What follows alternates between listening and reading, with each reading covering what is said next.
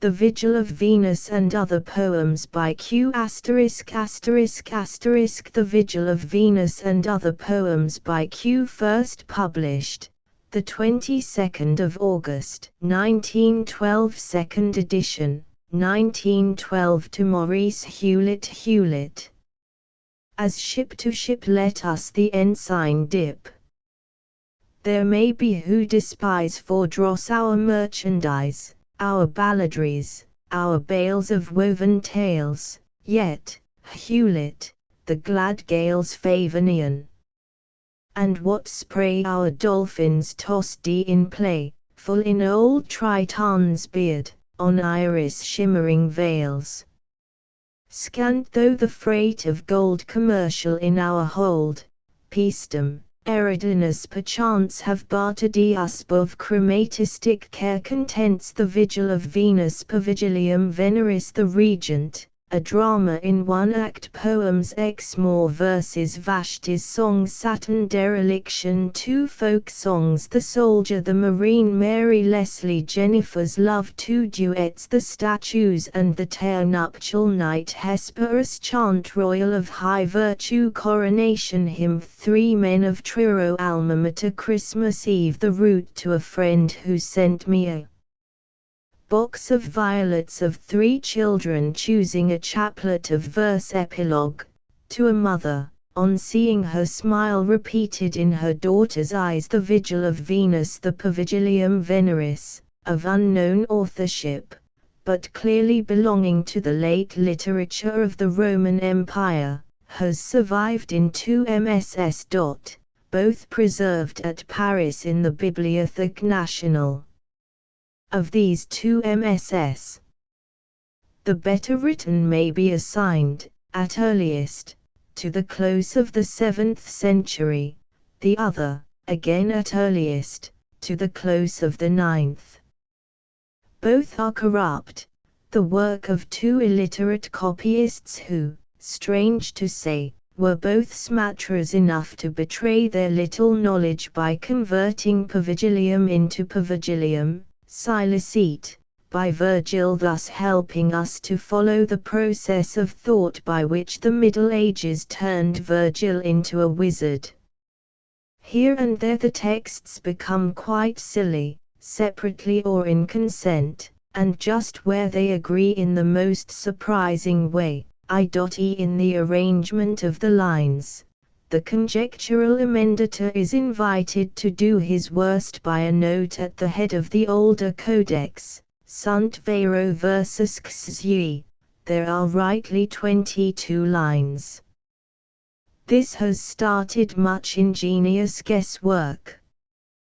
But no really convincing rearrangement has been achieved as yet, and I have been content to take the text pretty well as it stands, with a few corrections upon which most scholars agree. With a poem of paratarctic structure the best of us may easily go astray by transposing lines, or blocks of lines, to correspond with our sequence of thought, and I shall be content if, following the only texts to which appeal can be made, 1. My translation be generally intelligible. It runs pretty closely, line for line, with the original, because one may love and emulate classical terseness even while despairing to rival it. But it does not attempt to be literal, for even were it worth doing, I doubt if it be possible for anyone in our day to hit precisely the note intended by an author or heard by a reader in the 8th century. Men change subtly as nations succeed to nations, religions to religions, philosophies to philosophies, and it is a property of immortal poetry to shift its appeal. It does not live by continuing to mean the something. It grows as we grow. We smile, for instance, when some interlocutor in a dialogue of Plato takes a line from the Iliad and applies it seriously au pied de la lettre. We can hardly conceive what the great line conveyed to him, but it may mean something equally serious to us, though in a different way. 1. Facsimiles of the two codices can be studied in a careful edition of the Vigilum by Mr. Cecil Clementi, published by Mr. B. H. Blackwell of Oxford, 1911. Vigilium veneris cras amat qui nunquam amavit, quicamavit cras amat. Venovum, vejam canerern, via natus orbis ist, via concordant amores, via nubunt alits, it nemus comam resolvit de maritis imbribus. Cras amorum copulatrix inter umbras arborum 5 implicat casas virens de flagillo mertio, cras dian juridicit fulta sublimi threno. Cras amat qui nunquam amavit, quicamavit cras amat. Tomorrow, what news of tomorrow? Now learn ye to love who loved never, now ye who have loved, love anew. It is spring, it is chorusing spring, 'tis the birthday of earth, and for you. It is spring, and the loves and the birds wing together and woo to accord where the bough to the rain has unbraided her locks as a bride to her lord. For she walks, she our lady, our mistress of wedlock, the woodlands atween, 5 and the bride beds she weaves them, with myrtle enlacing, with curtains of green. Look aloft. List the law of Dian, sublime and enthroned in the blue, now learn ye to love who loved never, now ye who have loved, love anew. Tunc licordus upano spumio it ponti globo, cerulus inter catavus, inter it bipeds equos, ten fecit undentum diananda maritis imbribus. Cras amat qui nunquam amavit, quici amavit cras amat. Ipsa gemmis purpurentum pingit annum floribus, ipsa surgens papillas de favani spiritu erget in toros tepentes, ipsa iris lucidi 15 noctis ora cum relinquit, spargit mentis aquas. It micant lacrymatriments de caduco pond, time was that a rain cloud begat her, impregning the heave of the deep, twixt hooves of sea horses a scatter, stampeding the dolphins as sheep. 10 Lo! Arose of that bridal Dian, rainbowdy and besprent of its dew. Now learn ye to love who loved never, now ye who have loved, love anew. She, with her gem-dripping finger enamels the wreath of the year, she, when the May bud is nubile and swelling winds, whispers Ania, disguising her voice in the zephyrs, so secret the bed. And thou shy. 15 She, through the hushed humid midsummer night draws the dew from on high, dew bright with the tears of its origin, dew with its weight on the bough, gutta precepts orb parvo sustinet casus suos. En. Pudorem florulenta prodiderunt purpuri, ama ilquern serenus astrororant noctibus 20 main virgines papillas savit menti peplo.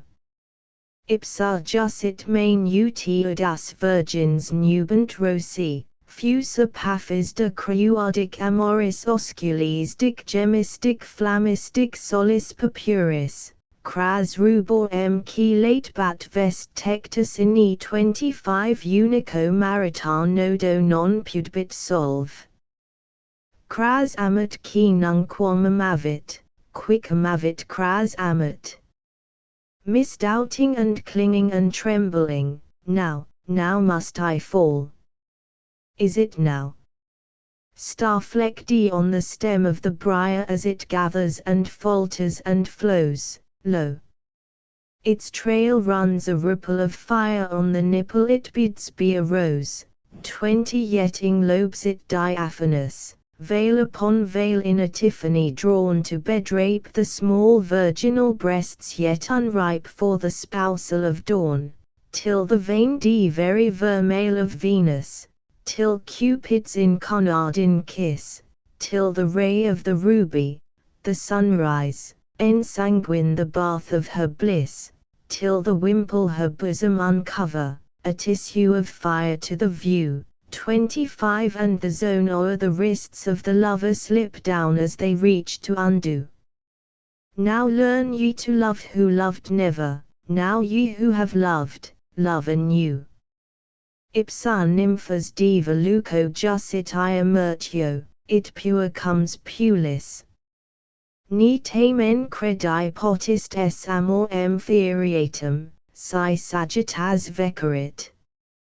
38 Nymphi, posuit arma, feriatus ist amor, jussus ist inimis ia, nudus ia jussus ist, nu quid arcu, nu sagitta, nu quid inni ideret, sed tamen nymphs cavit, quod cupido pulcher ist in armis totus idem quando nudus ist amor. 35 Cras amat qui nunquam amavit, quicum avit eras amat. Comperi Venus pudor mitit ad te virgins, go, maidens our Lady commands, while the myrtle is green in the groves, take the boy to your escort.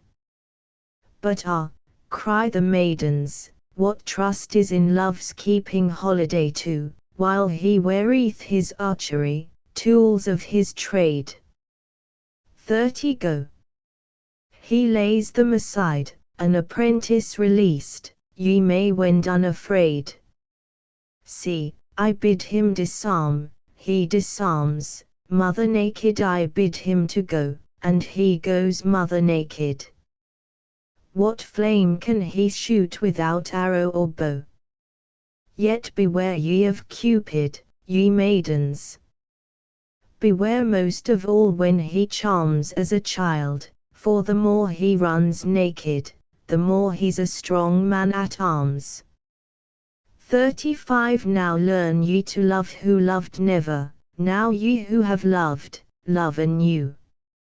Lady Diane, behold how demurely the damsels approach her and sue, una resist quam regamus, seed, Virgo Delia. Ut nemus sit incruentum de ferinis stragibus. Ipsa velit ut veneres, si dicere virginem, 40 Jam tribuscarus vida res feriatos noctibus congreges inter cativus ia passoltus tuos, florias inter coronas, myrtes inter casas, ni Ceres ni Bacchus absunt, ni poeterum deus. Detenent totanox ist per vigilia cantasis, 45 Regnet in Silvis Dian, to recede, Delia. Cras amat qui nunquam amavit, quicum avit cras amat. Hear Venus her only petition. Dear maiden of Delos, depart. Let the forest be bloodless today, unmolested the roe and the hart.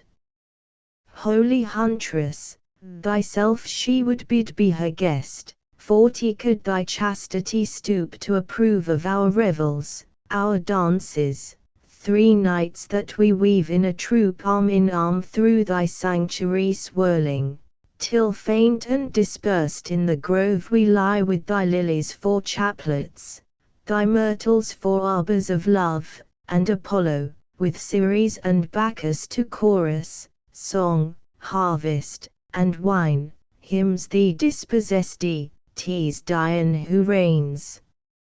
45 Let Diana resign. Oh, the wonderful nights of Dian! Dark bough, with her star shining through. Now learn ye to love who loved never, now ye who have loved, love anew. Jussit Hyblaeus tribunal sterdeva floribus, preces ipsa juridicit, ad ceda und gratia. Hybla, totos fundi floras quid annus archulit, 50 Hybla, florum rump vestum quantus et ne campus estimated ruris hic erunt pule, vel pule montium, quaric silvers, quaric lucas, quaric fonts incollant, jussit omnes ad siderea mater alatistia, jussit it nudo pulis nil amori credaria. 55 Cras amat qui nunquam amavit, quick amavit cras amat. She has set up her court, has Our Lady, in Hybla, and decked it with blooms, with the graces at hand for assessors Dian dispenses her dooms. Now burgeon, O Hybla! Put forth and abound, till 50 Proserpina's field, to the foison thy lap overflowing its laurel of Sicily yield. Call, assemble the nymphs, Hamadryad and Dryad, the echoes who court from the rock, who the rushes inhabit, in ripples who swim and disport. I admonish you maids, I, his mother, who suckled the scamp ere he flew, and ye trust to the boy flying naked, some pestilent 55 prank ye shall rue. Now learn ye to love who loved never, now ye who have loved, love anew. It rigentibus virens ducit umbras floribus, cras erit quum primus ether copulavit nuptias, it pater totum crevit vernis annum nubibus, in sinem maritus imber flucit alme conjugis, 60 undi fetus mixtus omnzileret magno corpor. Ipsa Venus at cmentum permanti spiritu intus occultis gubernat procreatrix veribus, perc coelum, perc terras, perc pontum subdicum pervium sui tenor seminali tramite 65 She has coaxed her the shade of the hazel to cover the windflower's birth. Since the day the great Father begat it, descending in streams upon earth, when the seasons were hid in his loins, and the earth lay recumbent, a wife, to receive in the searching and genital shower the 60 soft secret of life. As the terrible thighs drew it down, and conceived, as the embryo ran Thor or blood, Thor or brain, and the mother gave all to the making of man, she, our Dian, directed the seminal current to creep, penetrating, possessing, by devious paths all the height, all the deep. She, of all procreation procures, the share to the 65 thorough laid true, imbit, jussit mundum nos nascendi vias. Cras amat qui nunquam amavit, quick amavit cras amat. Ipsa Trojanos nepotes in Latinos transtulit, ipsa laurontum pulum conjugum nato dedit, moxc marti de Sacelo that pudicam virginem, 70 Romulias ipsa fecit cum subinis nuptias, undi ramnsit quaerit pric prol posterum Romuli matrem creerit nepotim Caesarem. Cras amat qui nunquam amavit, quick amavit cras amat. She, to the womb drave the knowledge, and opened the ecstasy through. Now learn ye to love who loved never, now ye who have loved, love anew. Her favour it was filled the sail of the Trojan for Latium bound, her favour that won her Aeneas a bride on Laurentian ground, and anon from the cloister inveigled the Virgin, the Vestal, to Mars, 70 as her wit by the wild Sabine rape recreated her Rome for its wars, with the Ramns, Quaerits, together ancestrally proud as they drew from Romulus down to our Caesar, last, best of that bone, of that thew. Now learn ye to love who loved never, now ye who have loved, love anew. Rua fecundat voluptas, rua venir sentiant, 75 ipsa more pure diens rua natus dicita. Hunc ager, cum parceririt ipsa, suscepit sinu, ipsa florum delicatis educavit oscules. Cras amat qui nunquam amavit, quic amavit cras, amat.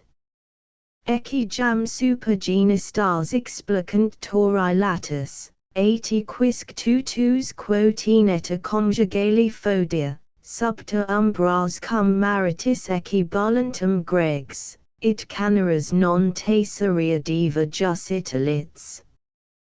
Pleasure planteth a field, it conceives to the passion, 75 the pang, of his joy. In a field was Dian in labor delivered of Cupid the boy, and the field in its fostering lap from her travail received him. He drew mother's milk from the delicate kisses of flowers, and he prospered and grew. Now learn ye to love who loved never, now ye who have loved, love anew. Lo! Behold ye the bulls, with how lordly a flank 80 they besprawl on the broom, yet obey the uxorious yoke, and are tamed to die in her doom. Or behear ye the sheep, to the husbanding rams how they bleat to the shade.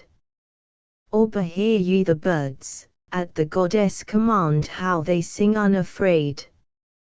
Jam loquaces or rauco stagna signi pastrapunt, ad sinat tia pula subter umbram populi, 85 ut puts motus amoris or dici musico, it negs query sororem de marito barbaro. Ilia cantat, numbers tasmus.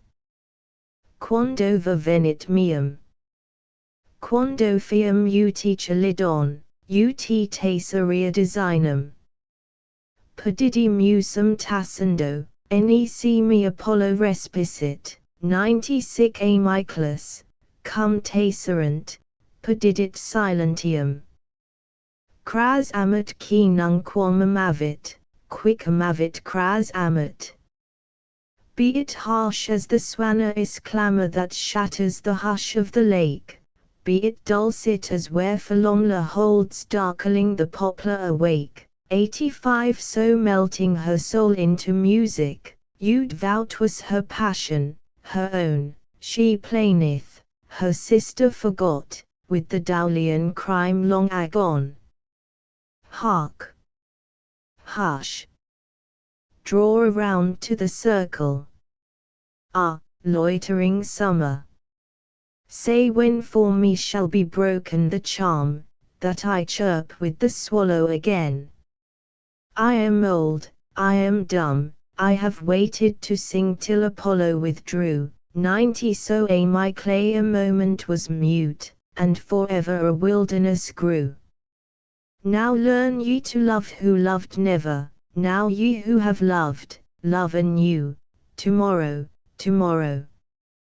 To Charles Thursby the only begetter the regent a drama in one act dramatis personae Carl Antonio, Duke of Adria Tonino, his young son Lucio, Count of Valscura, brother to the Duchess Cesario, captain of the guard Gamba, a fool Ottilia, Duchess and Regent of Adria Lucetta, a lady in waiting Fulvia, a lady of the court courtiers, priests, choristers, soldiers, mariners, townsfolk, etc. The scene is the ducal palace of Adria, in the Adriatic. The date, 1571. The regent scene. A terraced courtyard before the ducal palace. Porch and entrance of chapel, A semicircular balcony, L, with balustrade and marble seats, and an opening whence a flight of steps leads down to the city. The city lies out of sight below the terrace, from which, between its cypresses and statuary, is seen a straight stretch of a canal. Beyond the canal are sand hills and the line of the open sea. Mountains, dip down to the sea and form a curve of the coast. As the curtain rises, a crowd of town and country folk is being herded to the back of the terrace by the ducal guard, under Cesario. Within the chapel, to the sound of an organ, boys' voices are chanting the service of the Mass. Cesario, Gamba the Fool, Guards, Populace. Cesario. Way there. Give room. The regent comes from Mass. Guards, butt them on the toes, way there. Give room. Prick me that laggard's leg, importunate fools. Guards. Room for the regent. Room. The sacring bell rings within the chapel. Cesario. Hark there, the bell. A pause. Men of the crowd take off their caps. Could ye not leave, this day of all the year, your silly suits, petitions, quarrels, please? Could ye not leave, this once in 7 years, Our Lady to come wholly quiet from Mass? Lean on the wall, and lose her cage-bird heart, to lift and breast and dance upon the breeze. Draws home her lord the Duke. Crowd. Long live the Duke. Cesario. The devil, then. Why darken his approach? Gamba, from the bench where he has been mending his viol. Because, Captain, 'tis a property knaves and fools have in common, to stand in their own light, as 'tis of soldiers to talk bad logic. That knave, now, he with the red nose and the black eye, the Duke's colours, loyal man, you clap an iron on his leg, and ask him why he is not down in the city, hanging them out of window. Go to, you are a soldier. Cesario. And you a fool, and on your own showing stand in your own light. Gamba. Nay, neither in my own light, nor as a fool. So should myself stand between the sun and my shadow, whereas I am not myself. These 7 years have I been but the shadow of a fool. Yet one must tune up for the Duke, strikes his viol and sings. Bird of the South, my rondinello flat flat. Cesario, calling up to watchmen on the chapel roof. Ho there! What news? A voice. Captain, no sail. Cesario. Where sits the wind? Voice. Northwest, and north a point. Cesario. Perchance they have downed sail and creep around the flats. Gamba, tuning his viol. Flats, flats. The straight horizon, and the life these 7 years laid by rule. The cursed canal drawn level through the drawn-out level sand and thistle tufts that stink as soon as plucked. Give me the hot crag and the dancing heat, give me the abruzzi, and the cushioned time, brooks at my feet, high glittering snows above. What were thy music, viol, without a ridge? Noise of commotion in the city below. Cesario. Watchman, what news? A voice. Sir, on the sea no sail. One of the crowd. But through the town below a horseman spurs, I think, Count Lucio. Yes, Count Lucio. He nears, draws rein, dismounts. Cesario. Sure, he brings news.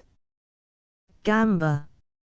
I think he brings word the Duke is sick, his loyal folk have drunk so much of his health. A murmur has been growing in the town below. It breaks into cheers as Count Lucio comes springing up to the terrace. Enter Lucio. Lucio. News. Where's the regent? Is mass not said? Cesario. News. I rode across the dunes, a pilot, Nestor, you know the man, came panting. 16 sail beyond the point. That's not a galley lost. Crowd. Long live the Duke. Lucio.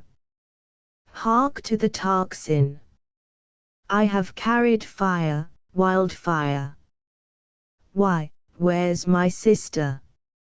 I've a mind. He strides towards the door of the chapel, but pauses at the sound of chanting within, and comes back to Cesario. Man, are you mute? I say the town's aflame below. But here, up here, you stand and stare like prisoners loosed to daylight. Rub your eyes, believe. Cesario, musing. It has been long. Lucio. As tapestry pricked out by women's needles, point device as saints in fitted halos. Yet they stab, those needles. Oh, the devil take their tongues. Cesario. Why, what's the matter? Lucio. PST. Another lie against the Countess Fulvia, and the train laid to my sister's ear.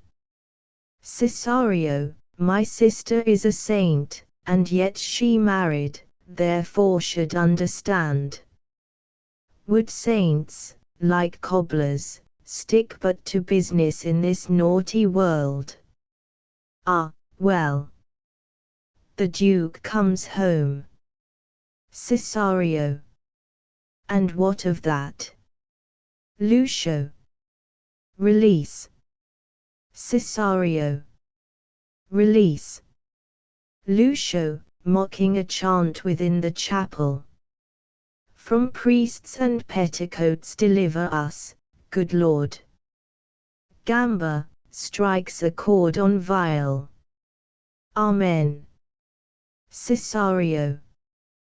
Count Lucio, these 7 years agone, when the Duke sailed, you were a child, a pretty, forward boy, and I a young lieutenant of the guard, burning to serve abroad. But that day, rather, I clenched my nails over an inward wound, for that is something manlier than my years, look, bearing, what not, by the Duke not misty, condemned me to promotion. I must bide at home, command the guard. 'Tis an old hurt, but scalded on my memory. Well, they sailed. And from the terrace here, sick with self-pity, wrapped in my wrong, forgetful of devoir, I watched them through a mist, turned with a sob, up to my rooted sight. There she stood, her hand pressed to her girdle, where the babe stirred in her body while she gazed, but slowly back controlled her eyes, met mine, so, with how wan, how small, how brave a smile, reached me her hands to kiss. O royal hands! What burdens since they have borne let Adria tell. But hear me swear by them, Count Lucio, who slights our regent throws his glove to me. Lucio. Why, soothly, she's my sister. Cesario. But the court is dull. No masks, few banquetings, and prayers be long, and youth for pastime leaps the gate. Yet if the money husband on feasts have fed our soldiery against the Turk, year after year, and still the state not starved, was 't not well done? And if, responsible to God, and lonely, she has leaned on God too heavily for our patience, was 't not wise, and well, though weary? Lucio. I tell you, she's my sister. Cesario. Well, and you will bridle on that. Lord Lucio, you named the Countess Fulvia. To my sorrow, 2 hours ago I called on her and laid her under arrest. Lucio. The devil. For what? Cesario. For that a lady, whose lord keeps summer in the hills to nurse a gouty foot, should penalize his dutiful return by shutting doors and hanging out a ladder made of rope, or prove its safety by rehearsing it upon a heavier man. Lucio. I'll go to her. Oh, this is infamous. Cesario. Nay, be advised. No hardship irks the lady, save to sit at home and feed her sparrows, nor no worse annoy than from her balcony to spy, should the eye rove, a Switzer of the guard at post between her raspberry canes, to watch and fright the thrushes from forbidden fruit. Lucio. Infamous. Infamous. Cesario. Enough, my lord, the regent. Doors of the chapel open. The organ sounds, with voices of choir chanting the recessional. The court enters from mass, attending the regent Ottilia and her son Tonino. She wears a crown and heavy dalmatic. Her brother Lucio, controlling himself with an effort, kisses her hand and conducts her to the marble bench, which serves for her chair of state. She bows, receiving the homage of the crowd, but, after seating herself, appears for a few moments unconscious of her surroundings. Then, as her rosary slips from her fingers and falls heavily at her feet, she speaks. Regent.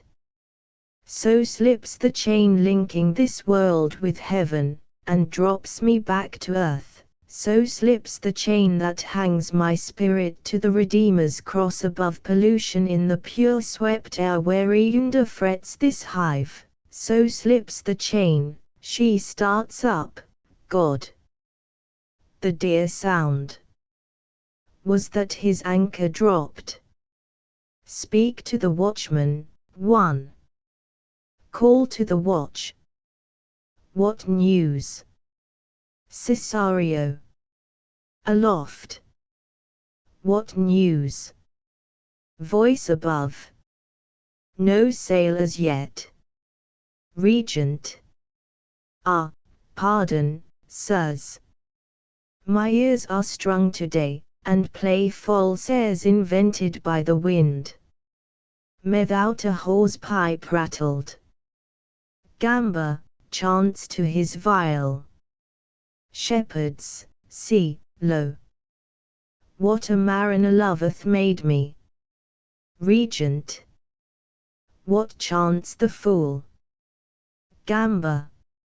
Madonna, 'tis a trifle made by a silly poet on wives that stand all night at windows listening the surf, now he comes. Will he come? Alas! No, no. Lucio. Peace, lively. Madam, there is news, brave news. I'm from the watch house. There the pilots tell of 16 sail to the southward. 16 sail, and nearing fast. Regent. Praise God. Dear Lucio. She has seated herself again. She takes Lucio's hand and speaks, petting it.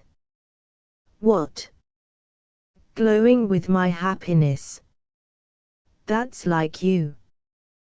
But for yourself the hour, too, holds release. Lucio, between sullenness and shame, with a glance at Cesario. Release. Regent. You will forgive.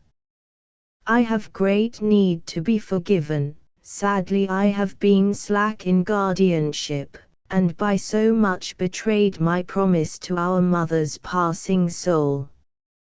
Myself in cares immersed, I left the child among his toys, and turned to find him man, but yet so much a boy that boyhood can, wistfully, laugh in his honest eyes. Forgive me, Lucio. Tell me, waiter have slackened, there has slipped no knot of love. Tomorrow we'll make sport, be playmates and invent new games, and old, wreath flowers for crowns. He drags his hand away. She gazes at him wistfully, and turns to the captain of the guard. Cesario, what are the suits? Cesario. They are but 3 today, Madonna. First, a scoundrel here in irons for having struck the guard. Regent, ing the culprit. His name, I think, is Donatello Cracco. Hey! You improve, good man. The last time 'twas your wife you basted. At this rate, in another year or 2 you'll bang the Turk. Do you confess the assault? Prisoner. I do. Regent. Upon a promise we dismiss you. Your tavern, as it comes into our mind, is the 3 Cups. So many, and no more, you'll drink today, have we your word? 3 cups, and each a viva for the Duke's return. Prisoner.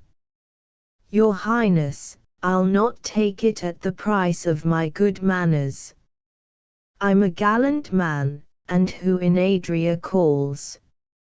3 cheers for the Duke.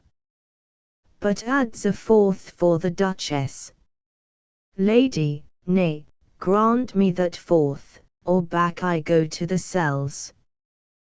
The Regent laughs and nods to the guard to release him. Regent. What next? An old woman, very rapidly. Your Highness will not know me, Zia Agnes, Giovannux's wife that was, and feeder 2-3 cows, as a widow may, on the marshes where the grass is salt and sweet as your Highness knows, and always true to pale until this Niccolo. Lies. Lies, your Highness. Old woman. Having a quarrel, puts the evil eye on Seraphina. She's my best of cows, in stall with calf but 10 days weaned. Niccolo. Lies.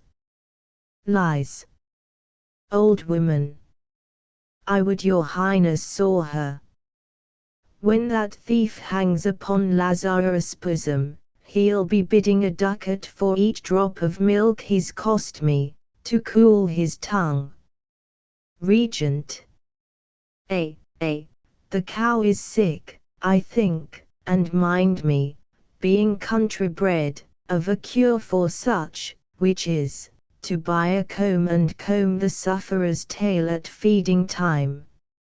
If Zia Agnes do but this, she'll counter the evil eye, and maybe with her own detect who thieves her Seraphina's hay.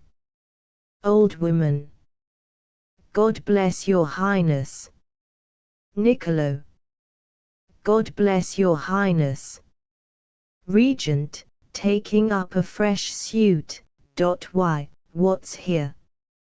Costanza, wife of Giuseppe Boni, citeth him and sueth to live separate, for neglect and divers beatings, as to wit H.M., likewise to keep the child Geronimo, begotten of his body. You defend the suit, Giuseppe. A young peasant shrugs his shoulders. As the woman will. I'll not deny I beat her. Regent. But neglect. How came you to neglect her? Look on her, the handsome, frosy slut, that, by appearance, hath never washed her body since she wed. A beating we might pass. But how neglect to take her by the neck unto the pump and hold her till her wet and furious face were once again worth kissing. Well, well, well. Neglect is proven. She shall have deserts, to a clerk, but, right, defendant keeps his lawful child. Young peasant. My lady, wife. Nay, my lady, regent. Eh? What's this? Wife. The poor bambino. Nay, 'twas not the suit. How should Giuseppe, being a fool, a man, young peasant? That's sense. I love him, still, you see, regent. And if my judgment suit you not, go home, the pair. As they are going she calls the woman back. Costanza. Hath your husband erred with other women? Young peasant. Never. Wife. I'll not charge him with that. Regent. But, yes, you may. This man hath held another woman to his breast. Wife. Her name. That I may tear her eyes. Regent. Her name's Costanza. The same Costanza that, with body washed, with ribbon in her hair, light in her eyes, arrayed a cottage to allure his heart. Go home, poor fools, and find her. Hi. No others. Heaves a sigh. Captain, dismiss the guard. The watch, aloft, set him elsewhere. We would not be o'erlooked. You only, Lucio, you, Lucetta, stay, you for a while, Cesario. Exeunt courtiers, guard, crowd, etc. Hi. That's over, the last court of the regent, and the book's accounts of stewardship, my 7 years all, closed here for audit. Nay, there's one thing more, brother, Iruhaili spoke you sisterly, you turned away, and still you bite your lip, signs that may short my preface. It concerns the Countess Fulvia. Lucio. Ha. Regent. Go, bring her, Captain. Exit Cesario. List to me, Lucio, listen, brother dear, first playmate child, tending whose innocence myself learned motherhood. Shall I deny youth to be loved and follow after love? There is a love breaks like a morning beam on the hushed novice kneeling by his arms, and worse there is, whose kisses strangle love, whose feet take hold of hell. My Lucio, follow not that. Lucio. Why, who hath maligned the Countess? Regent not maligned. Lucetta, here, Lucio. Lucetta. Curse Lucetta and her tongue. Am I a child, to be nagged by waiting maids? Regent. No, but a man, and shall weigh evidence. Lucio. But I'll not hear it. If her viper tongue can kill, why kill it must. But send me a man, and I will smite his mouth, slit his tongue, that dares defame the Countess. Regent. Stay, she comes. Enter the Countess Fulvia, Cesario attending. Madam, the reason wherefore you are summoned no doubt you guess, from a rude earlier call our captain paid you. Certain practices, which you may force me name, are charged upon you on testimony you may force me call and may with freedom question. Fulvia. I'll not question, no, nor I will not answer. Lucio. Then I'll answer. For me, for all, she is innocent. Regent. For you. We'll hope it, but for all else more wide an oath than you can swear, sir. I'll not bandy you words nor debate. Myself the ladder saw, Lucetta, here, the ladder and the man. What man she will not say. Cesario has tracked his footprint on her garden plots. Must we say more? Fulvia. No need. Her fingering mind is a close cupboard turning all things rancid. Lucio. Yet, for such wrynecks all the world's a lawn to peek and peer and pounce a sinful worm, the fatter, the more luscious. Regent. Lucio, this woman naught gainsays. Fulvia, fiercely. As why should I? I'll question not, nor answer. Neath your brow my sentence hunches, crawls, like cat to spring. Pa. There's no prude will match your virtuous wife you'd banish me. Regent. I do. Cesario, see to it the city gate shuts not tonight. And she this side. Fulvia, laughs recklessly. Tonight. Tonight's your own. Most modest woman. Duchess, there's a well by the road, some 7 miles beyond the town. There, 'neath the stars, I'll dip a hand and drink to the good Duke's disport. But have a care. That cup's not yet to lip. Regent. Captain, remove her. Lucio, remain. Exeunt the Countess Fulvia, Cesario following, Lucio. I'll not remain, when I sits judge of fire, what justice shall be done. Sister, there be your books, peruse them. There the sea line bide you so with back to it.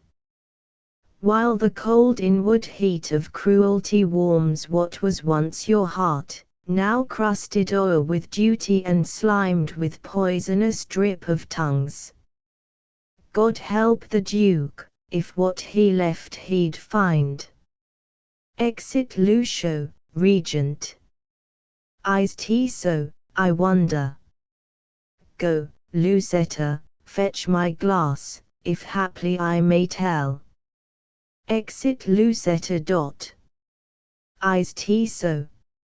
And have these years enforced, encrusted me to something monstrous, neither woman nor man?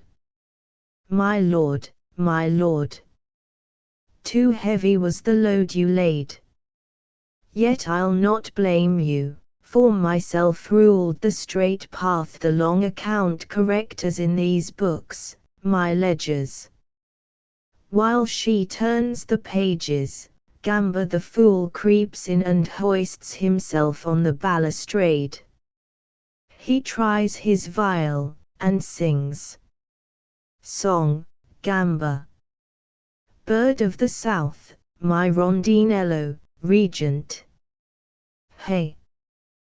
That song. Gamba. Hie to me, fly to me, steel blue mate.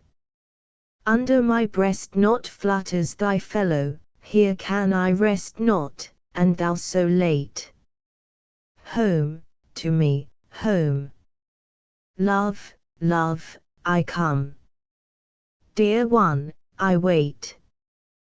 Quando necessito, na qui per io, la lundananzature, el desiderio mio. You know the song, Madonna. Regent. A fool. Sit here at my feet, sing on. Gamba sings.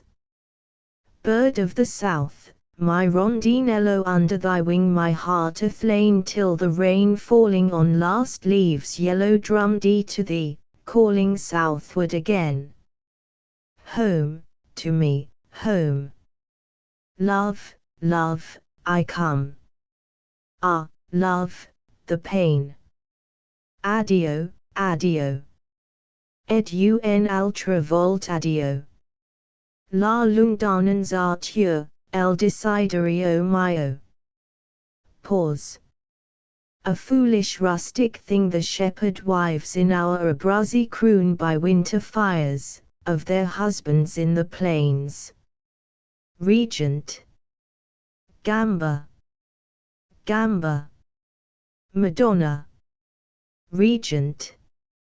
I'd make thee my confessor. Mindest thou, by Villalago, where from Sano's lake the stream, our Tasso, hurls it down the glen? One noon, with Lucio, ever in those days with Lucio, on a rock within the spray, I wove a ferny garland, while the boy roamed, but returned in triumph, having trapped a bee in a bellflower, held it to my ear, laughing, dissembling that he feared to lose the hairy thief. So laughed we, and were still, as deep in Valscura wound a horn, and up the pathway neath the dappling bough came riding, flecked with sunshine, man and horse, my lord, my lover, and that song upon his lips. Voice of watchman. Sail ho! A sail! A sail! Murmur of populace below. It grows and swells to a roar as enter hurriedly courtiers, guards, and others, Cesario, Lucetta with Miradot. Lucetta. My lady. O my lady, Cesario. See, they near. Galley on galley, look, there, by the point. Regent. Oh, could my heart keep tally with the surge that here comes crowding. Lucetta. Joy, my lady. Joy. All. Joy. Joy, my lady. They press flowers on her. A pause, while they watch. On the canal the galleys come into sight. They near, and as the oars rise and fall, the rowers' chorus is borne from the distance. It is the rondinello song chorus in distance. La lundanens artur, el desiderio mio. Regent. Thanks, my good friends. And deem it not discourteous if alone I tune my heart to bliss. My glass, Lucetta, takes Miradot. Some thoughts there are, some thoughts courtiers.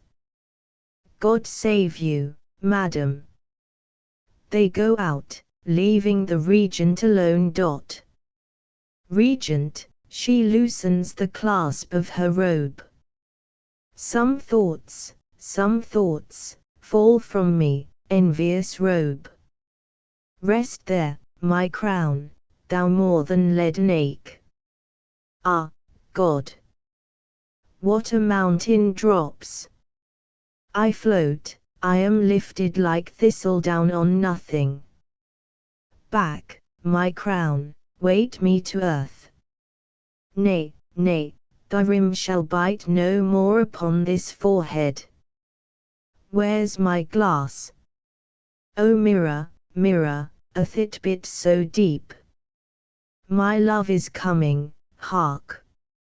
Oh, say not grey, sweet mirror. Tell, what time to cure it now? And he so near, so near. How shall I meet him? Why how but as the river leaps to sea, steel to its magnet, child to mother's arms. She catches up flowers from the baskets left by the courtiers, and decks herself mildly. Flowers for my hair, flowers at the breast. Sweet flowers, he'll crush you 'gainst his corslet.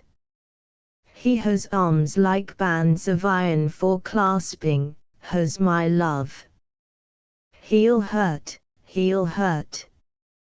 But oh, sweet flowers, to lie and feel you helpless while he grips and bruises your weak protesting breasts. You'll die in bliss, panting your fragrance out. WHST. Hush, poor fool. I have unlearned love's very alphabet. Men like us coy, demure. Then I'll coquette and play Madame Disdain, but not today. Tomorrow I'll be shrewish, shy, perverse, exacting, cold all April in my moods. We'll walk the forest, and I'll slip from him, hide me like dryad mid the oaks, and mark his hot dark face pursuing, or I'll couch in covert green, and hold my breath to hear his blundering foot go by, then up I'll leap, and run, and he'll run after. Oh this lightness! I'll draw him like a fairy, dance and double, yet not so fast but he shall overtake at length, and catch me panting. Oh, I charge you, daughters of Jerusalem, wake not my love beneath the forest bough where we lie dreaming. Fanfare of trumpets in the distance. Trumpets, hark! And drums. They have landed. From the quay they march. Flowers. They are near. I see him. Carlo. Lord and love. He looks, waves, oh tease he. O foolish heart, I had feared he'd tie in a wound. What is tea they shout? A. Victory. Yes. He's browner, thinner, and the dear eyes, how gaunt. Yes, victory. Victory, Lord, and love, The shouts of acclamation are heard now close under the terrace. Spears and banners are seen trooping past.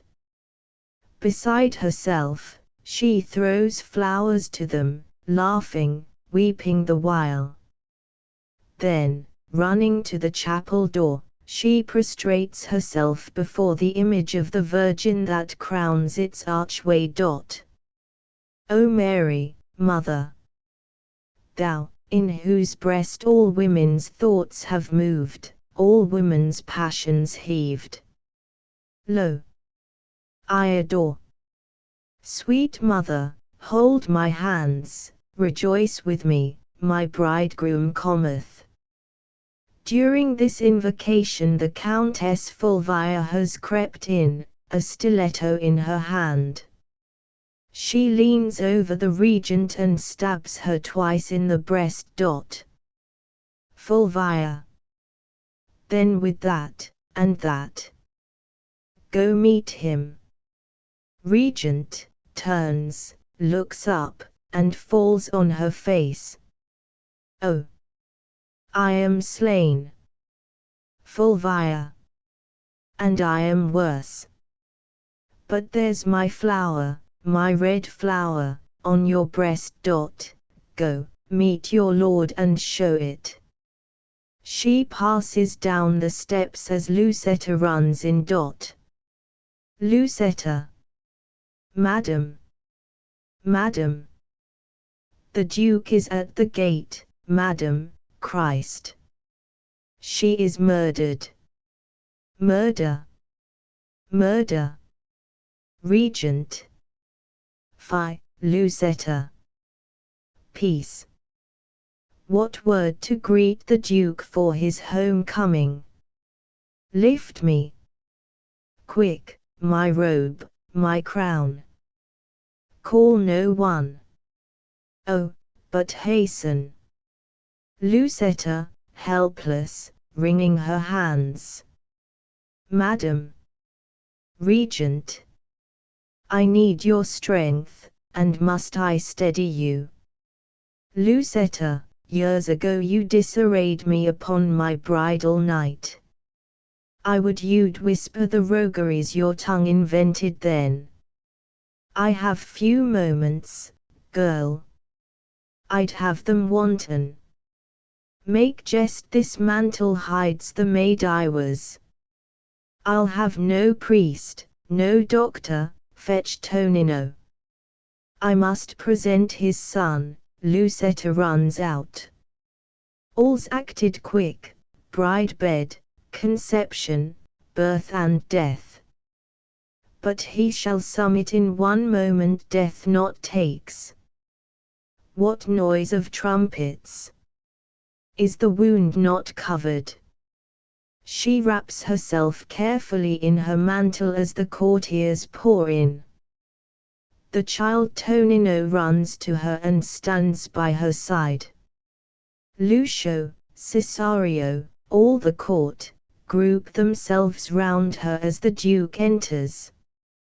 He rushes in eagerly, but she sets her teeth on her anguish, and receives him with a low reverence. Welcome, my lord. Duke. Ottilia. Regent. Good my lord, welcome. This day is bright, restores you to your loyal duchy. Duke, impatient. Wife. Ottilia. Regent, she lifts a hand to keep him at distance. There must be forms, my lord, some forms. Cesario, render the Duke his scepter. As bar to socket, when the gate closes on a town secure, so locks this rod back to his manly clutch. Cry all, long live the Duke. All. Long live the Duke. Duke. Wife, make an end with forms. Lucio, to Cesario. And so say I.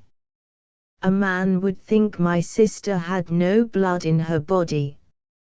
Cesario, watching the regent. Peace, man, something there's amiss. Regent. Yet here is he that sceptre shall inherit.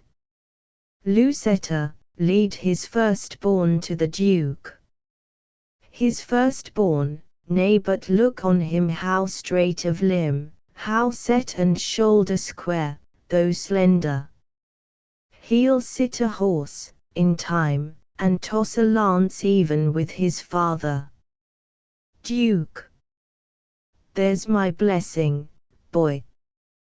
But stand aside. Look in my face, Ottilia, hearken me, all. One thing these 7 years my life hath lacked, which wanting, all your cannon, your banners, vivers, bells that rock the roofs, thronged windows, craning faces, all were phantasms, were noise. Lucio exclaims. Why look, here's blood. Here, on the boy's hand. Regent. A scratch, no worse, here, when I pinned my robe. Duke, continuing. Nay, friends, this moment my duchy her dear hand restores to me's a dream. More buoyant would I tread dumb street, deserted square, climb ruined wall, wherein a heap beneath a broken flag lay Adria. So that amid the ruins stood my love and stretched her hands so faintly, See. She's mine.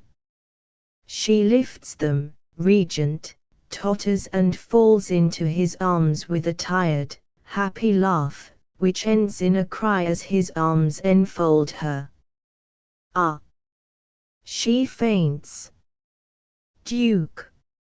After a moment, releasing her a little. What's here? Ottilia. Lucetta. My mistress swoons. A courtier. Tease happiness, Duke. Fetch water. Lucio. Nay, this blood came of no scratch. Lucetta. Loosen her bodice, Duke. Blood. Why blood? Where's blood? Stares as the mantle is clasped and falls open. Ah, my God! Lucetta. Murder! Murder! The Countess Fulvia, Cesario. Speak. Lucetta. There, while she knelt, stabbed her, and fled. Cesario. Which way? Lucetta points to the stairs. He dashes off in pursuit. Duke. All-seeing God. Where were thine eyes, or else thy justice? Dead. Oh, never dead. Lucio. Duke, push God aside, as I push thee. I have the better right, I killed her, I never pass, sweet soul, till thou hast drunk a shudder of this wretch, thy brother, playmate, murderer. Duke. Wine. Bring wine, Regent, as the wine is brought and revives her. Flower, he will crush thee, but the bliss, the bliss. I swim in bliss. What? Lucio. Where's my lord? Dear, bring him, he was here a while and held me. Say he must hold, or the light air will lift and bear me quite away. Re-enter Cesario. In one hand he carries his sword, in the other a dagger. Lucio. Cesario. What? Is that devil escaped? To think I drank her kisses, what? Where is she? Cesario. Dead. I raised the cry, the people pointed after, ran with me, ravening. Just this side the bridge she heard our howl and turned, drew back the dagger red with Our Lady's blood, then drove it home clean to her own black heart. Regent. God pardon her. I would what blood of mine clung to the blade might mix with hers and sweeten it for mercy. Lucio. Will you forgive her? Then forgive not me. Regent. Dear Lucio, you'll not pluck away your hand this time. Hush. Where's Cesario? Friend, farewell. Where lies the body? Cesario. Sooth, Madonna, I flung it to the river's will, to roll it down to sea or cast on muddy bar, for dogs to gnaw. Regent. The river. Ah! How strong the river rolls! Hold me, my lord, Duke. Love, love, I hold you, Regent. A. The child, too, you will hold the child. This roar deafens but will not drown us. Within the chapel the choir is chanting a dirge. Gamba goes and closes the door on the sound, then creeps to the foot of the couch. The dying woman gently motions aside the cross a priest is holding to her, and looks up at her husband. Below the terrace a voice is heard singing the rondinello song. Look! Beyond be waters where no galley moves with oar, so wide, so waveless, and, between the woods, meadows, O land me there. Hark, my lord's voice singing in Valscura. Soft my love, I am so tired, so tired. Love, let me play. Dies. The courtiers lift the body in silence and bear it to the chapel, the Duke and his train following. The doors close on them. On the stage are left only Cesario, standing by the balustrade, and Gamba, who has seated himself with his viol and touches it, as still the voice sings below, Addio, addio. Ed un altra voltadio. La lundanans artur, el desiderio mio. On the last note a string of the viol cracks, and with a cry the fool flings himself, heartbroken, on the empty couch. Cesario steps forward and stands over him, touching his shoulder gently. Curtain. Poems X more verses I Vashti's song over the rim of the moor, and under the starry sky, two men came to my door and rested them thereby. Beneath the bough and the star, in a whispering foreign tongue, they talked of a land afar and the merry days so young. Beneath the dawn and the bough I heard them arise and go, and my heart it is aching now for the more it will never know. Why did they two depart before I could understand? Where lies that land, O my heart? O my heart, where lies that land? To Saturn from my farm, from her farm furtively we came. In either home a hearth was warm, we nursed a hungrier flame. Our feet were foul with mire, our faces blind with mist, but all the night was naked fire about us where we kissed ye. To her farm, to my farm, loathing we returned, pale beneath a gallows arm the planet Saturn burned.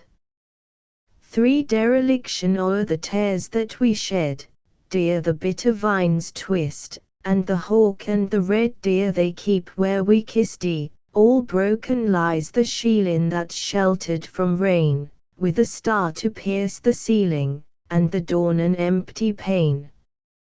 Through the mist, up the way, fade hunters and pack, from the ridge to thy doorway happy voices float back. Oh, between the threads, O mist, love, reach your hands from the house. Only mind that we kissed thee, love, and forget the broken vows. Two folk songs I the soldier, Romanian, when winter trees bestrew the path, still to the twig a leaf or twain will cling and weep, not winter's wrath, but that fork known forlorner pain, to fall when green leaves come again. I watched him sleep by the furrow, the first that fell in the fight. His grave they would dig tomorrow, the battle called them tonight. They bore him aside to the trees, there, by his undigged grave content to lie on his back at ease there, and hark how the battle went.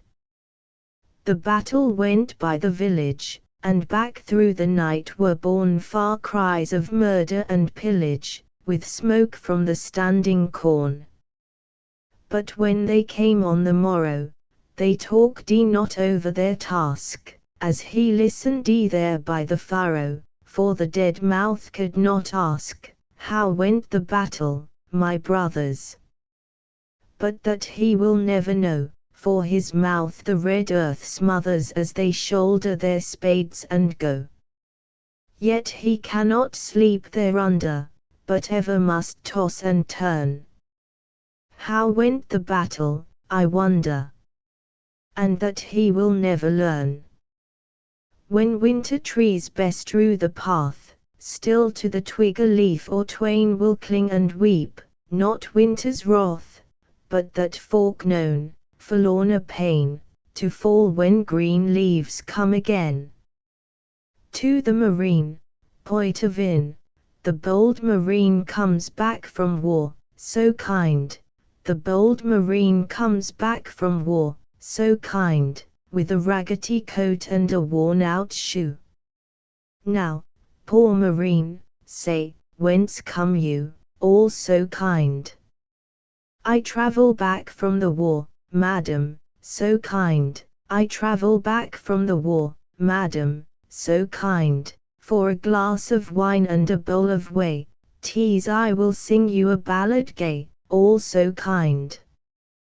The bold marine he sips his whey, so kind, he sips and he sings his ballad gay, so kind, but the dame she turns toward the wall, to wipe her tears that fall and fall, all so kind. What aileth you at my song, madam, so kind? I hope that I sing no wrong, madam, so kind. Or grieves it you a beggar should dine on a bowl of whey and the good white wine, all so kind? It ails me not at your ballad gay, so kind, it ails me not for the wine and whey, so kind, but it ails me sore for the voice and eyes of a good man long in paradise. Ah, so kind.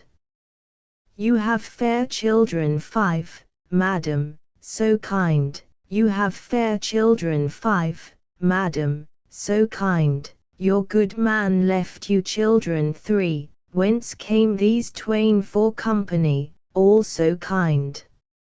A letter came from the war, marine, so kind, a letter came from the war, marine, so kind, a while I wept for the good man dead, but another good man in a while I wed, all so kind. The bold marine he drained his glass, so kind, the bold marine he drained his glass, so kind. He said not a word, though the tears they flowed, but back to his regiment took the road, all so kind. Mary Leslie before Vittoria, the 20th of June, 1813. O Mary Leslie, blithe and shrill the bugles blew for Spain, and you below the castle hill stood in the crowd your lane. Then hearts were wild to watch us pass, yet loath to let us go. While mine said, fare ye well, my lass. And yours, God keep my Jo. Here by the bivouac fire, above these fields of savage play, I'll lift my love to meet thy love TWA 1,000 miles away, where yonder by the stars, night long their inns are burn, and maids with lovers at the wars may list their wraiths return. More careless yet my spirit grows of fame, more sick of blood, but I can think of Beda Joes, and yet that God is good. Beyond the siege, beyond the Stour, beyond the sack of towns, I reach to pluck a lily-flower where leaders press for crowns. O Mary! Lily! Body and wet with more than morning's rain. The bugles up the lawn market shall sound us home again. Then fare ye well, these foreign lands, and be damned their bitter drouth. With your dear face between my hands and the cup held to my mouth, my love, its clean cup to my mouth. Jennifer's love small is my secret, let it pass, small in your life the share I had, who sat beside you in the class, awed by the bright superior lad, whom yet with hot and eager face I prompted when he missed his place. For you the call came swift and soon, but sometimes in your holidays you meet me trudging home at noon to dinner through the dusty ways, and recognized, and with a nod passed on, but never guessed, thank God.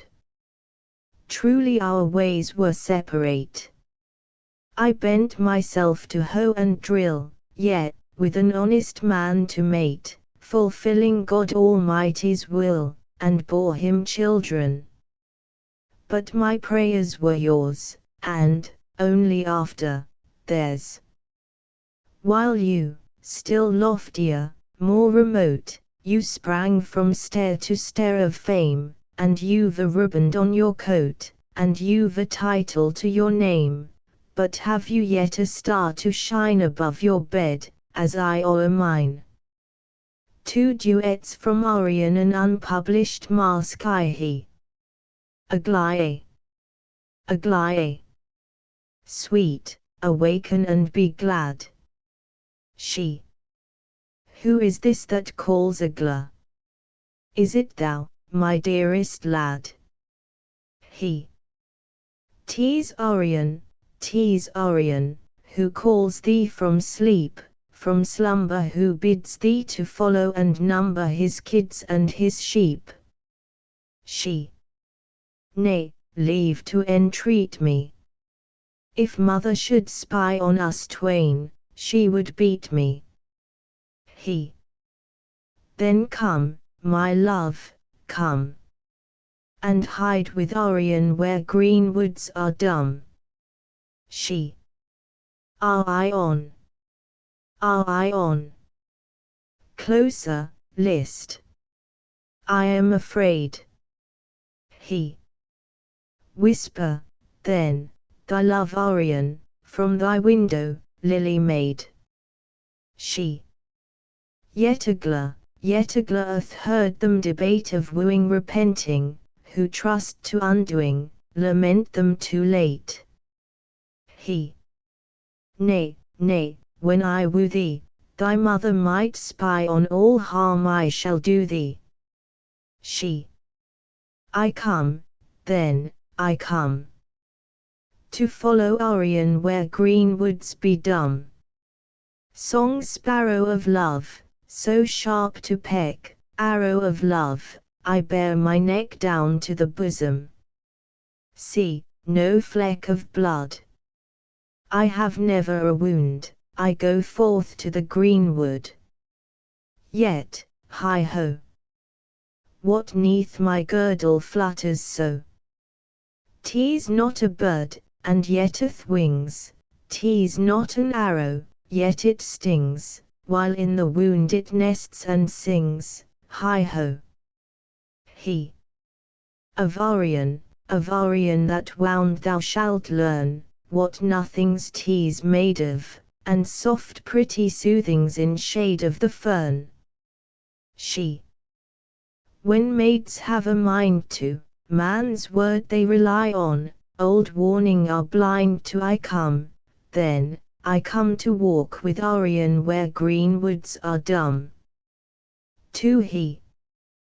Dear my love, and oh my love, and oh my love, so lately did we wander yonder grove and sit a while sedately. For either you did there conclude to do at length as I did, or passion's fashions turned ye a prude, and troth's an oath derided. She. Yet, my love, and nay, my love, and ask me not to tell, love, while I delayed an idle day what twixt us there befell, love. Yet either I did sit beside and do at length as you did, or my delight is likely by an idle lie deluded. The statues and the terror all night a fountain pleads, telling her beads, her tinkling beads monotonous neath the moon, and where she springs atween, two statues lean, two kings, their marble beards with moonlight strewn. Till hate had frozen speech, each hated each, hated and died, and went unto his place, and still inveterate they lean and hate with glare of stone implacable, face to face. One, who bad set them here in stone austere, to both was dear, and did not guess at all, yet with her new-wed lord walking the sward paused, and for two dead friends a tear let fall. She turned and went her way. Yet in the spray the shining tear attempts, but cannot lie. Night long the fountain drips, but even slips untold that one bead of her rosary, while they, who know it would lie if it could, lean on and hate, watching it, eye to eye. Nuptial night hush. And again the chatter of the starling athwart the lawn. Lean your head close and closer. Oh my darling, it is the dawn. Dawn in the dusk of her dream, dream in the hush of her bosom, unclose. Bathed in the eye bright beam, blush to her cheek, be a blossom, a rose. Go, nuptial night. The floor of ocean tressing with moon and star, with benediction go and breathe thy blessing on coasts afar. Hark! The theorbo's thrum o'er the arched wave that in white smother booms, mother of mystery, come. Fain for thee wait other brides, other grooms. Go, nuptial night, my breast of hers bereaving. Yet, oh, tread soft. Grow day, blithe day, the mountain shoulder heaving more gold aloft. Gold, rose, bird of the dawn, all to her balcony gather unseen, thrill through the curtain drawn, bless her, bedeck her, and bathe her, my queen.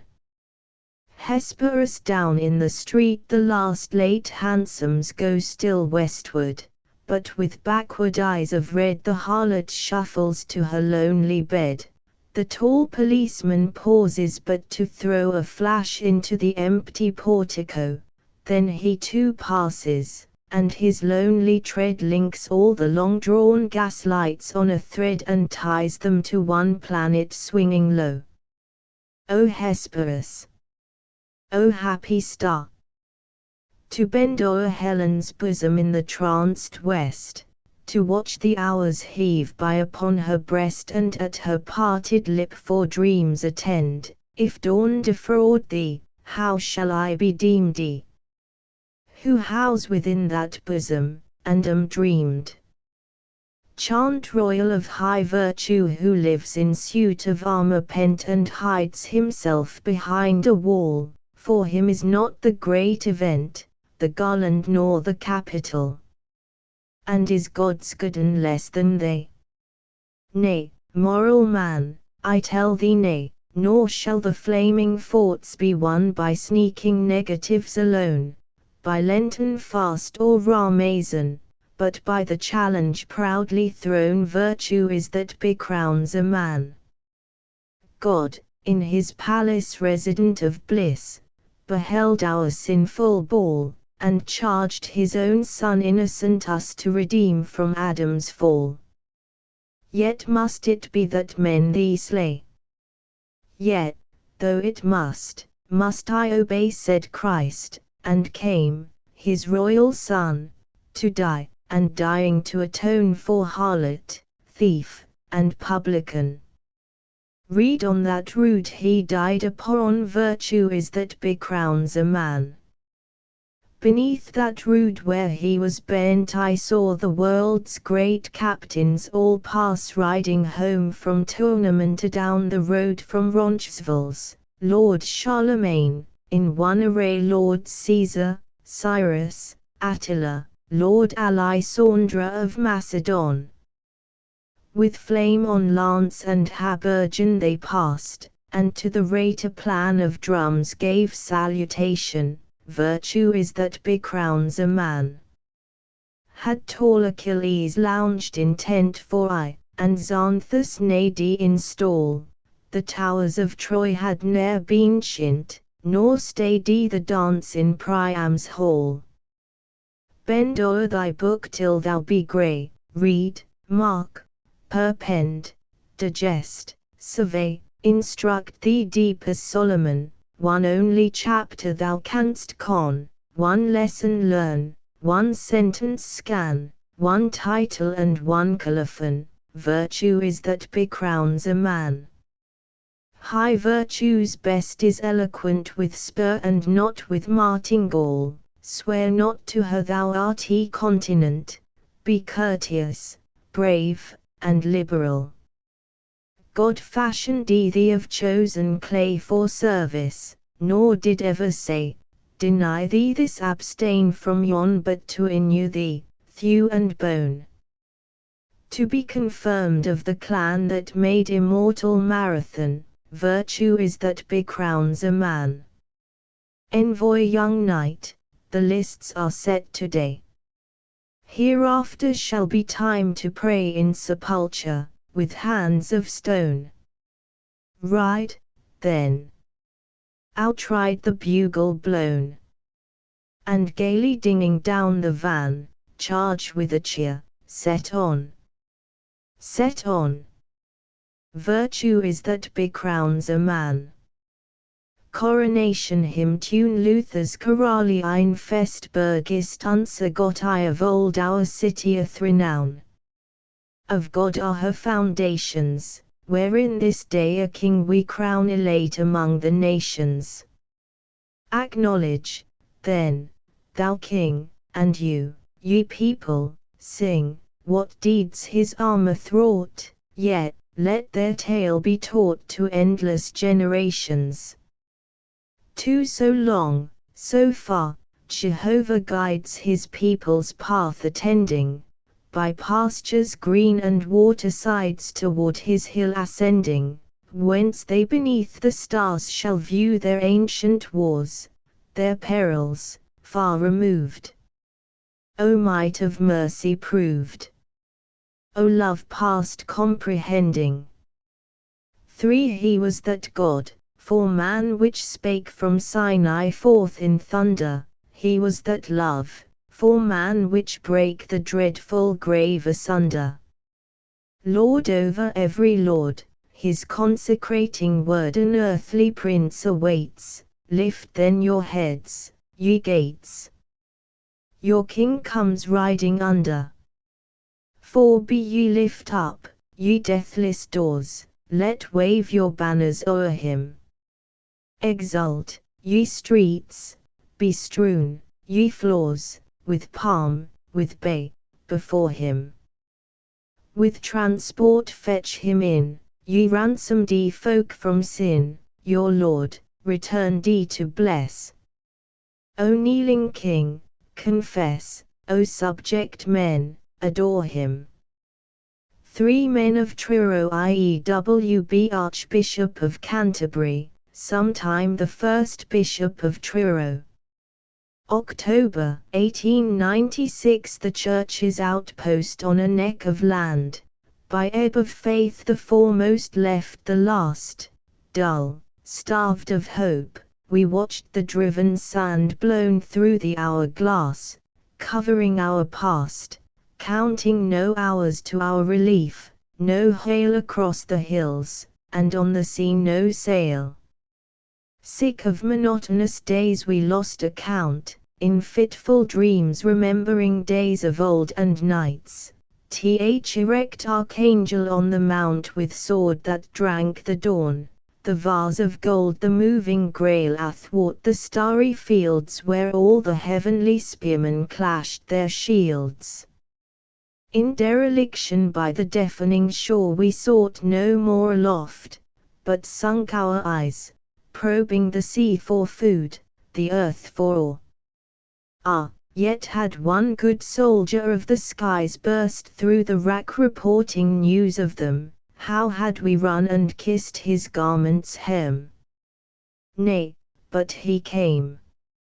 Nay, but he stood and cried, panting with joy and the fierce fervent race, arm, arm.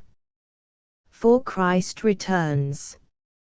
And all our pride, our ancient pride, answered that eager face, repair his battlements, your Christ is near.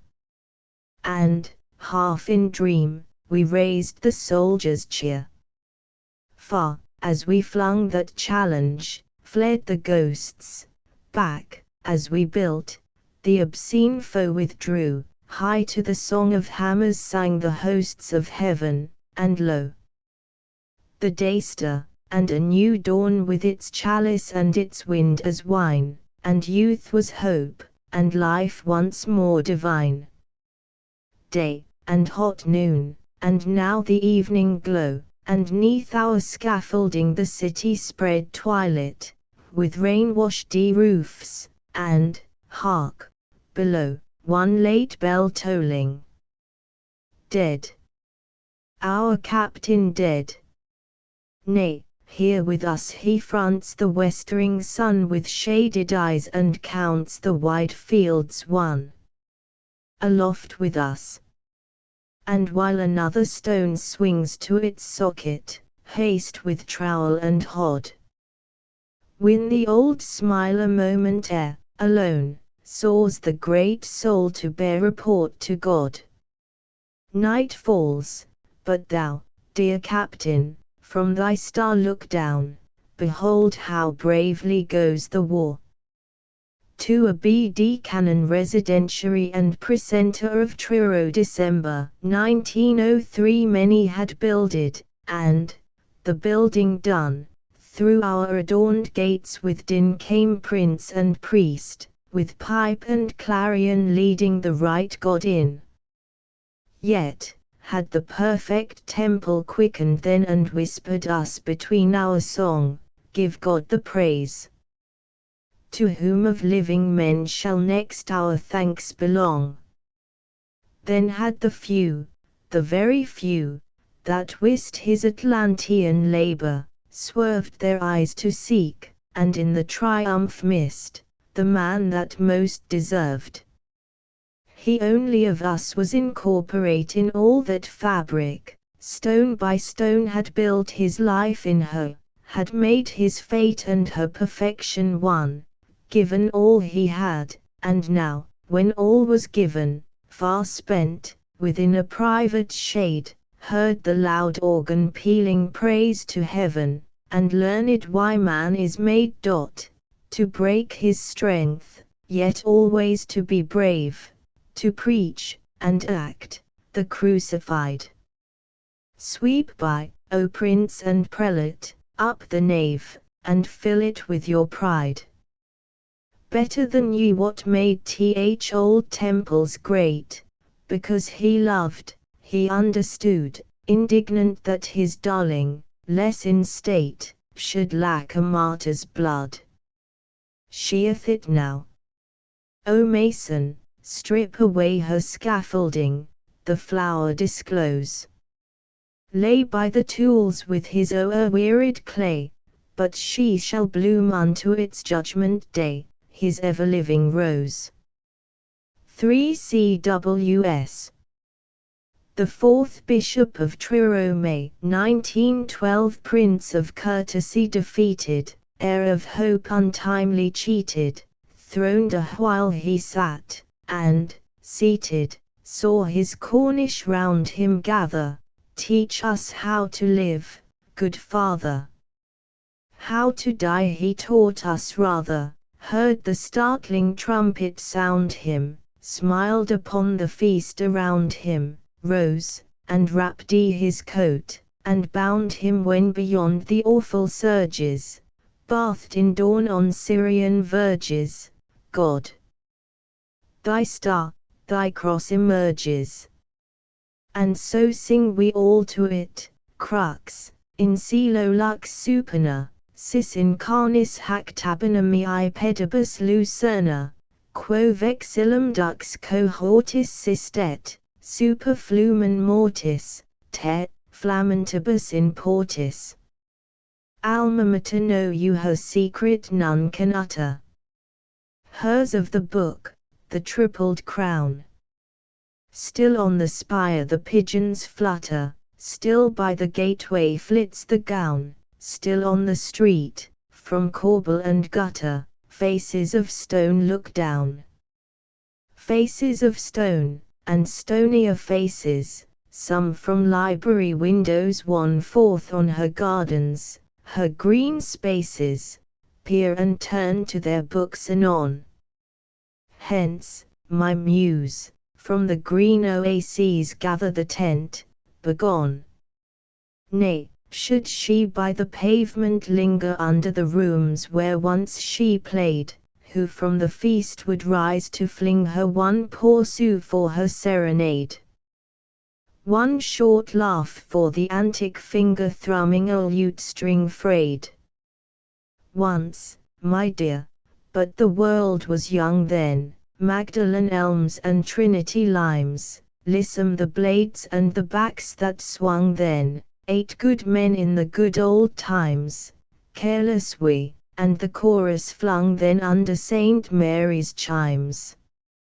Reins lay loose and the ways led random, Christ Church meadow and Iffley track, idleness horrid and dog cart, tandem, Aylesbury grind and Bicester pack, pleasant our lines, and faith.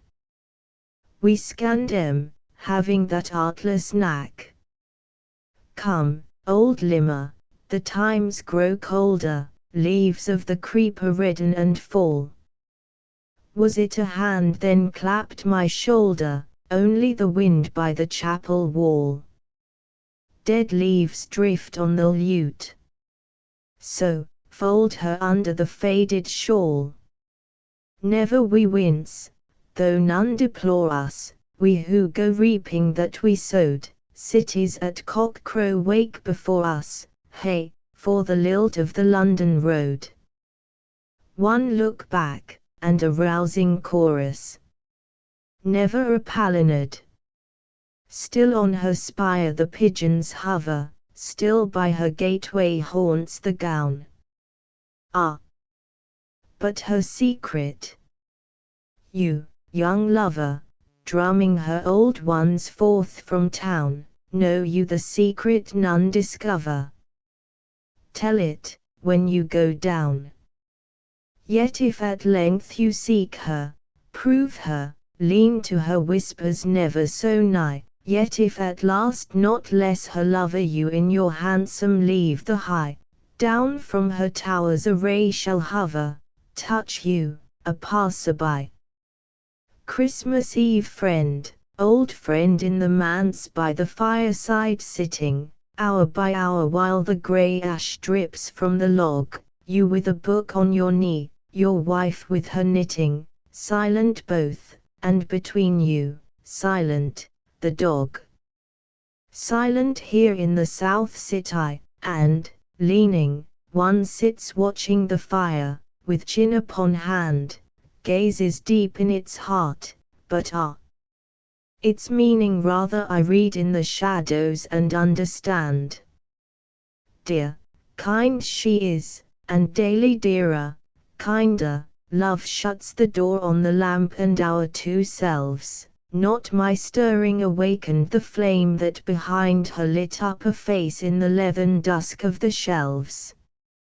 Veterans are my books, with tarnished gilding, yet there is one gives back to the winter great gold of a sunset flooding a college building, gold of an hour I waited, as now I wait, for a light step on the stair, a girl's low laughter, rustle of silk, shy knuckles tapping the oak, dinner and mirth upsetting my rooms and, after, music, waltz upon waltz, till the June day broke.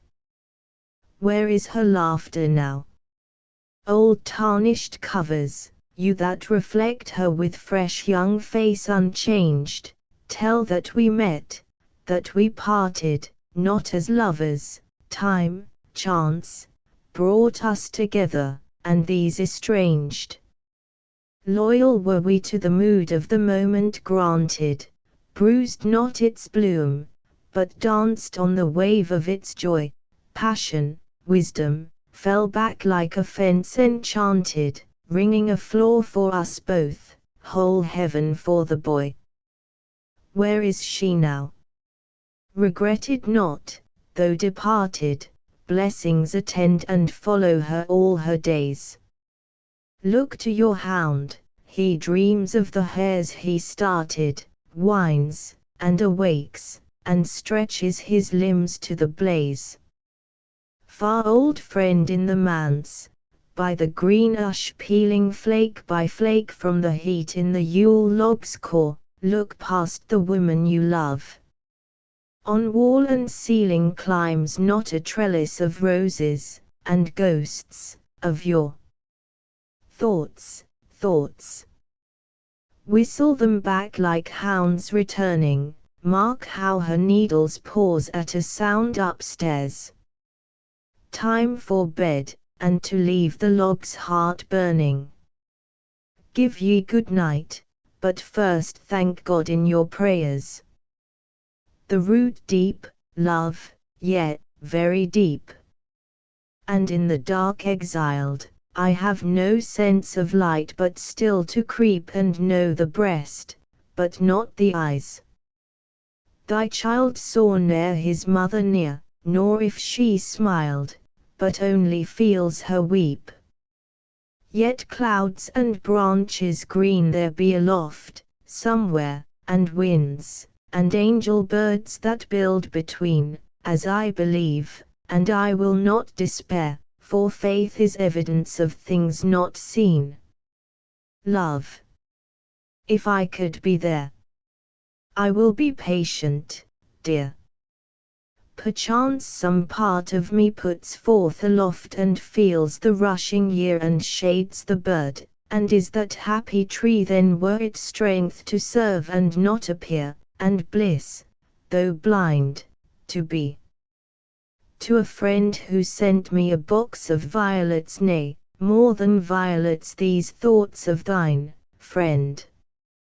Rather thy reedy brook, Tave's tributary, at midnight murmuring, descried them, the delicate dark-eyed goddesses, there by his cressy bed dissolved and dreaming dreams that distilled into dew all the purple of night, all the shine of a planet.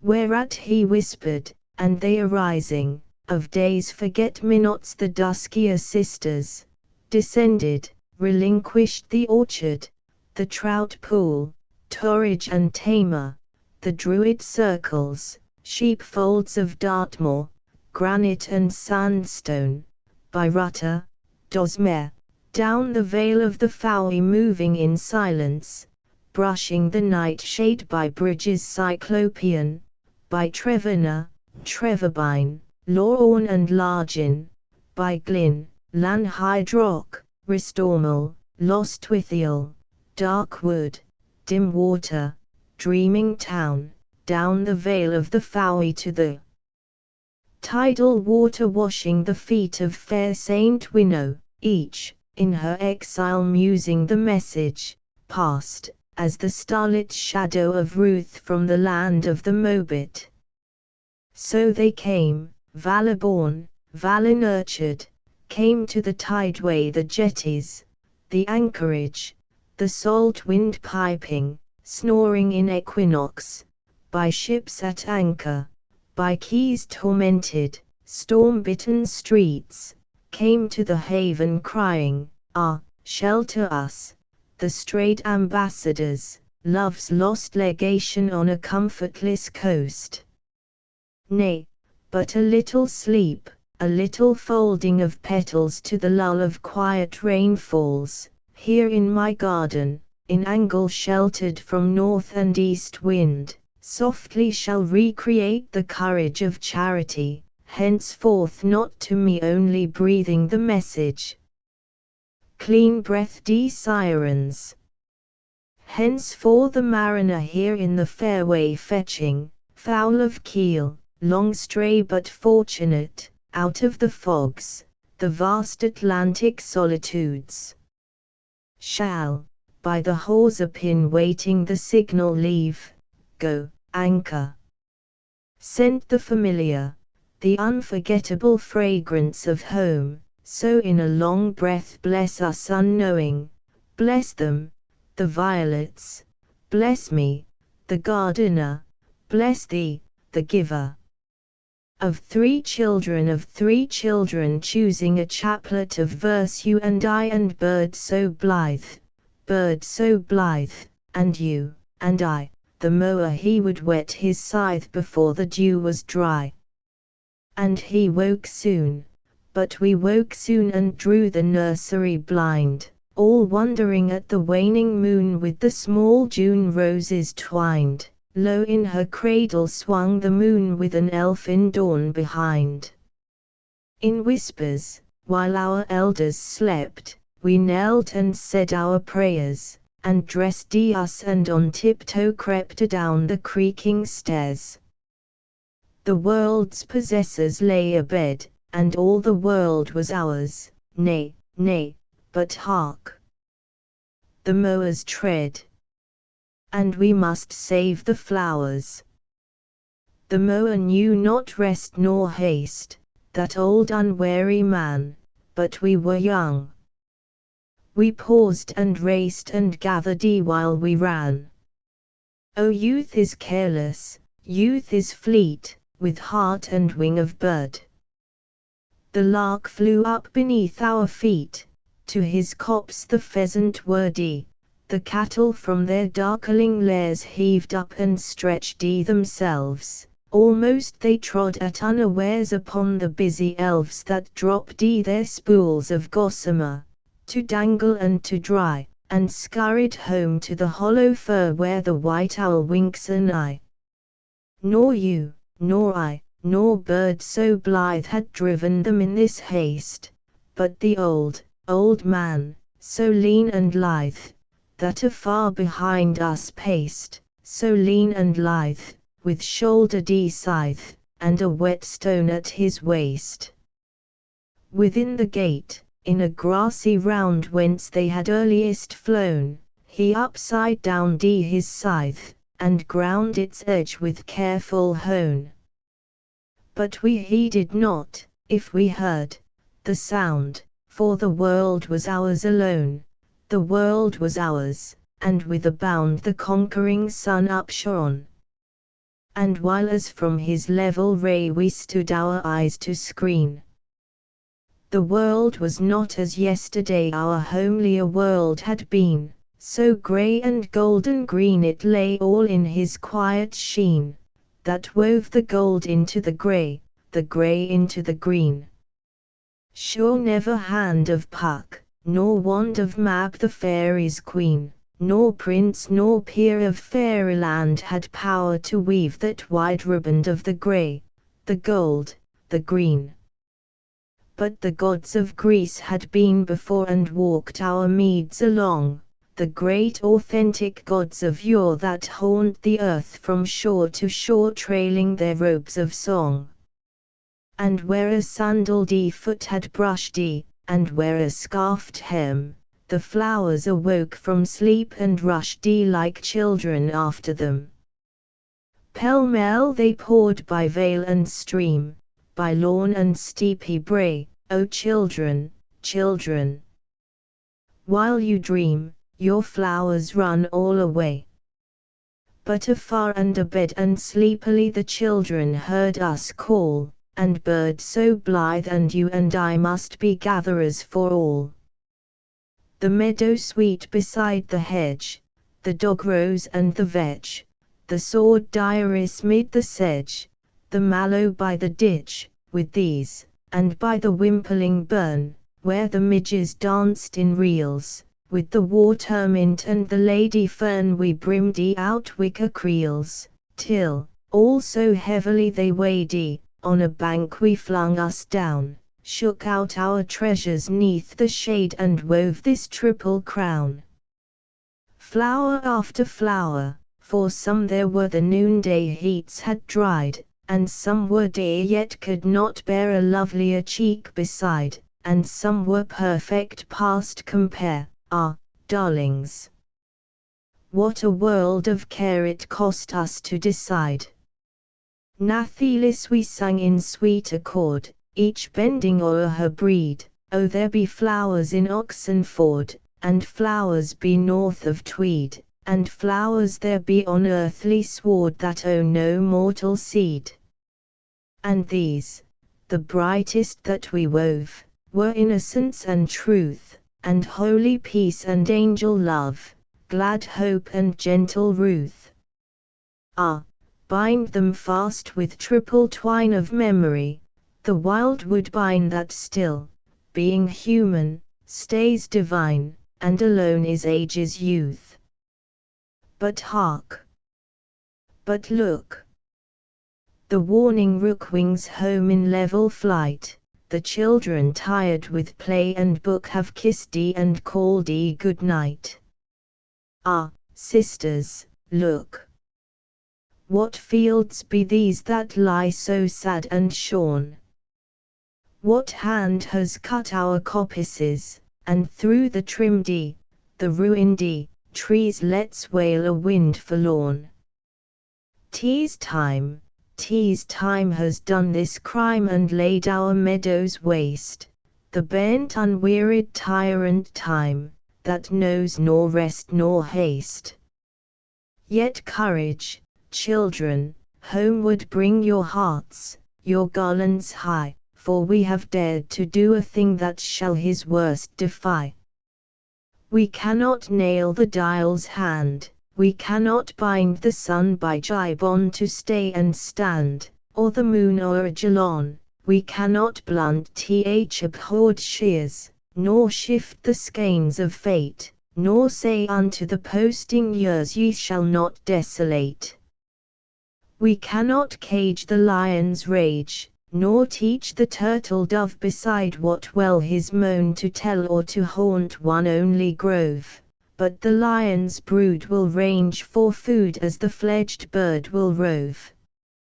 And east and west we three may wend, yet we a wreath have wound for us shall wind without an end the wide, wide world around, be it east or west, and ne'er so far, in east or west shall peep no star, no blossom break from ground, but minds us of the wreath we wove of innocence and holy love that in the meads we found, and handselled from the mower's scythe, and bound with memory's living withe, you and I and bird so blithe, three maidens on a mound, and all of happiness was ours shall find.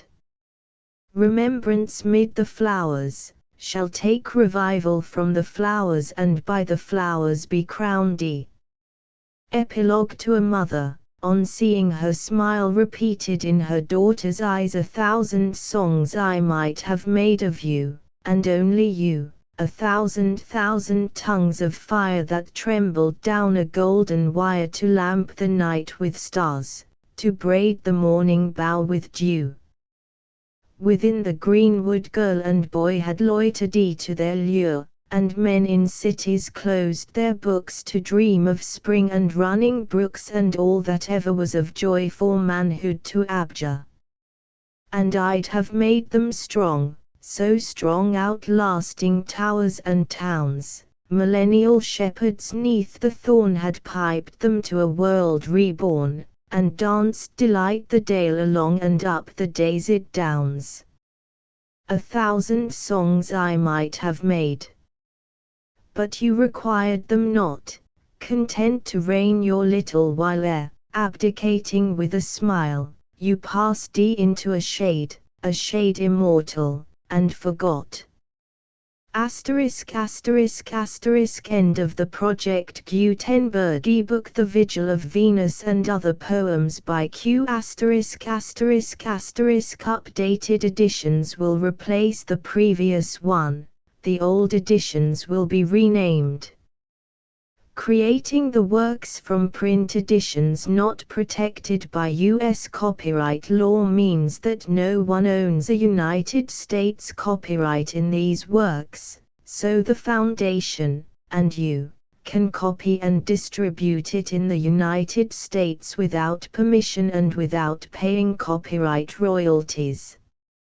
Special rules, set forth in the general terms of use part of this license, apply to copying and distributing Project Gutenberg trademark symbol electronic works to protect the Project Gutenberg trademark symbol concept and trademark. Project Gutenberg is a registered trademark, and may not be used if you charge for an ebook, except by following the terms of the trademark license, including paying royalties for use of the Project Gutenberg trademark. If you do not charge anything for copies of this ebook, complying with the trademark license is very easy. You may use this ebook for nearly any purpose, such as creation of derivative works, reports, performances and research. Project Gutenberg ebooks may be modified and printed and given away. You may do practically anything in the United States with ebooks not protected by U.S. copyright law. Redistribution is subject to the trademark license, especially commercial redistribution. Start. Full license. The full Project Gutenberg license. Please read this before you distribute or use this work to protect the Project Gutenberg trademark symbol mission of promoting the free distribution of electronic works, by using or distributing this work, or any other work associated in any way with the phrase Project Gutenberg. You agree to comply with all the terms of the full Project Gutenberg trademark symbol license available with this file or online at www.gutenberg.org/license. Section 1. General Terms of Use and Redistributing Project Gutenberg Trademark Symbol Electronic Works 1.0. By reading or using any part of this Project Gutenberg trademark symbol electronic work, you indicate that you have read, understand, agree to and accept all the terms of this license and intellectual property, trademark/copyright, agreement. If you do not agree to abide by all the terms of this agreement, you must cease using and return or destroy all copies of Project Gutenberg trademark symbol electronic works in your possession. If you paid a fee for obtaining a copy of or access to a Project Gutenberg trademark symbol electronic work and you do not agree to be bound by the terms of this agreement, you may obtain a refund from the person or entity to whom you paid the fee as set forth in paragraph 1.e.8. 1.b Project Gutenberg is a registered trademark. It may only be used on or associated in any way with an electronic work by people who agree to be bound by the terms of this agreement. There are a few things that you can do with most Project Gutenberg trademark symbol electronic works even without complying with the full terms of this agreement. See paragraph 1.c below. There are a lot of things you can do with Project Gutenberg trademark symbol electronic works if you follow the terms of this agreement and help preserve free future access to Project Gutenberg trademark symbol electronic works. See paragraph 1.e below. 1.c. The Project Gutenberg Literary Archive Foundation, the Foundation or PGLAF, owns a compilation copyright in the collection of Project Gutenberg trademark symbol electronic works. Nearly all the individual works in the collection are in the public domain in the United States. If an individual work is unprotected by copyright law in the United States and you are located in the United States, we do not claim a right to prevent you from copying, distributing, performing, displaying or creating derivative works based on the work as long as all references to Project Gutenberg are removed. Of course, we hope that you will support the Project Gutenberg trademark symbol mission of promoting free access to electronic works by freely sharing Project Gutenberg trademark symbol works in compliance with the terms of this agreement for keeping the Project Gutenberg trademark symbol name associated with the work. You can easily comply with the terms of this agreement by keeping this work in the same format with its attached full Project Gutenberg trademark symbol license when you share it without charge with others. 1.d. The copyright laws of the place where you are located also govern what you can do with this work. Copyright laws in most countries are in a constant state of change. If you are outside the United States, check the laws of your country in addition to the terms of this agreement before downloading, copying, displaying, performing, distributing or creating derivative works based on this work or any other Project Gutenberg trademark symbol work. The Foundation makes no representations concerning the copyright status of any work in any country other than the United States. 1.e Unless you have removed all references to Project Gutenberg. 1.e.1. The following sentence, with active links to, or other immediate access to, the full Project Gutenberg trademark symbol license must appear prominently whenever any copy of a Project Gutenberg trademark symbol work, any work on which the phrase Project Gutenberg appears, or with which the phrase Project Gutenberg is associated, is accessed, displayed, performed, viewed, copied or distributed. This ebook is for the use of anyone anywhere in the United States and most other parts of the world at no cost and with almost no restrictions whatsoever. You may copy it, give it away or reuse it under the terms of the Project Gutenberg license included with this ebook or online at www.gutenberg.org. If you are not located in the United States, you will have to check the laws of the country where you are located before using this ebook. 1.e.2.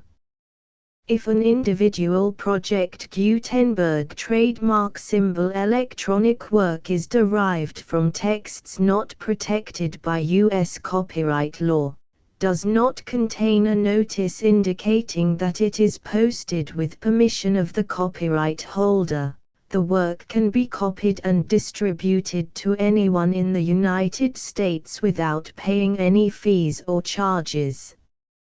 If you are redistributing or providing access to a work with the phrase Project Gutenberg associated with or appearing on the work, you must comply either with the requirements of paragraphs 1.e.1 through 1.e.7 or obtain permission for the use of the work and the Project Gutenberg trademark symbol trademark as set forth in paragraphs 1.e.8 or 1.e.9. 1.e.3.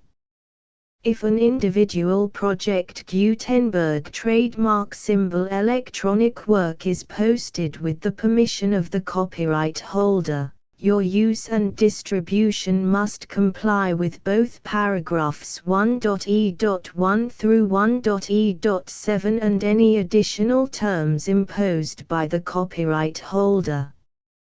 Additional terms will be linked to the Project Gutenberg trademark symbol license for all works posted with the permission of the copyright holder found at the beginning of this work. 1.e.4. Do not unlink or detach or remove the full Project Gutenberg trademark symbol license terms from this work, or any files containing a part of this work or any other work associated with Project Gutenberg trademark symbol. 1.e.5.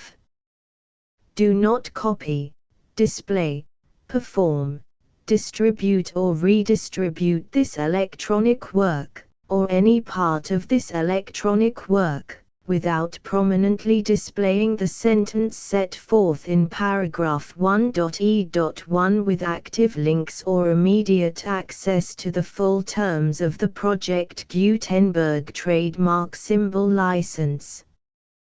1.e.6. You may convert to and distribute this work in any binary, compressed, marked up, non-proprietary or proprietary form, including any word processing or hypertext form. However, if you provide access to or distribute copies of a Project Gutenberg trademark symbol work in a format other than plain vanilla ASCII or other format used in the official version posted on the official Project Gutenberg trademark symbol website, www.gutenberg.org, you must, at no additional cost, fee or expense to the user, provide a copy, a means of exporting a copy, or a means of obtaining a copy upon request, of the work in its original plain vanilla ASCII or other form. Any alternate format must include the full Project Gutenberg trademark symbol license as specified in paragraph 1.e.1. 1.e.7. Do not charge a fee for access to, viewing, displaying, performing, copying or distributing any Project Gutenberg trademark symbol works unless you comply with paragraph 1.e.8 or 1.e.9. 1.e.8. You may charge a reasonable fee for copies of or providing access to or distributing Project Gutenberg trademark symbol electronic works provided that You pay a royalty fee of 20% of the gross profits you derive from the use of Project Gutenberg trademark symbol works calculated using the method you already use to calculate your applicable taxes. The fee is owed to the owner of the Project Gutenberg trademark symbol trademark, but he has agreed to donate royalties under this paragraph to the Project Gutenberg Literary Archive Foundation. Royalty payments must be paid within 60 days following each date on which you prepare, or are legally required to prepare, your periodic tax returns. Royalty payments should be clearly marked as such and sent to the Project Gutenberg Literary Archive Foundation at the address specified in Section 4. Information about donations to the Project Gutenberg Literary Archive Foundation. You provide a full refund of any money paid by a user who notifies you in writing, or by email, within 30 days of receipt that he does not agree to the terms of the full Project Gutenberg trademark symbol license. You must require such a user to return or destroy all copies of the works possessed in a physical medium and discontinue all use of and all access to other copies of Project Gutenberg trademark symbol works. You provide, in accordance with paragraph 1.f.3, a full refund of any money paid for a work or a replacement copy, if a defect in the electronic work is discovered and reported to you within 90 days of receipt of the work. You comply with all other terms of this agreement for free distribution of Project Gutenberg trademark symbol works. 1.e.9. If you wish to charge a fee or distribute a Project Gutenberg trademark symbol electronic work or group of works on different terms than are set forth in this agreement, you must obtain permission in writing from the Project Gutenberg Literary Archive Foundation, the manager of the Project Gutenberg trademark symbol trademark. Contact the Foundation as set forth in Section 3 below.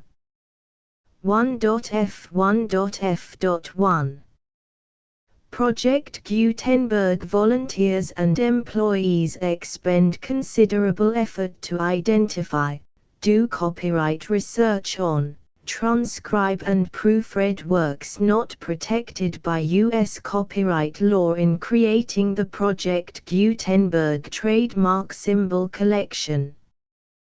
Despite these efforts, Project Gutenberg trademark symbol electronic works, and the medium on which they may be stored, may contain defects such as, but not limited to, incomplete, inaccurate or corrupt data, transcription errors, a copyright or other intellectual property infringement, a defective or damaged disk or other medium, a computer virus, or computer codes that damage or cannot be read by your equipment. 1.f.2 Limited warranty, disclaimer of damages, except for the right of replacement or refund described in paragraph 1.f.3, the Project Gutenberg Literary Archive Foundation, the owner of the Project Gutenberg trademark symbol trademark, and any other party distributing a Project Gutenberg trademark symbol electronic work under this agreement, disclaim all liability to you for damages, costs and expenses, including legal fees. You agree that you have no remedies for negligence, strict liability, breach of warranty or breach of contract except those provided in paragraph 1.f.3. You agree that the Foundation, the trademark owner, and any distributor under this agreement will not be liable to you for actual, direct, indirect, consequential, punitive or incidental damages even if you give notice of the possibility of such damage. 1.f.3 Limited right of replacement or refund. If you discover a defect in this electronic work within 90 days of receiving it, you can receive a refund of the money, if any, you paid for it by sending a written explanation to the person you received the work from.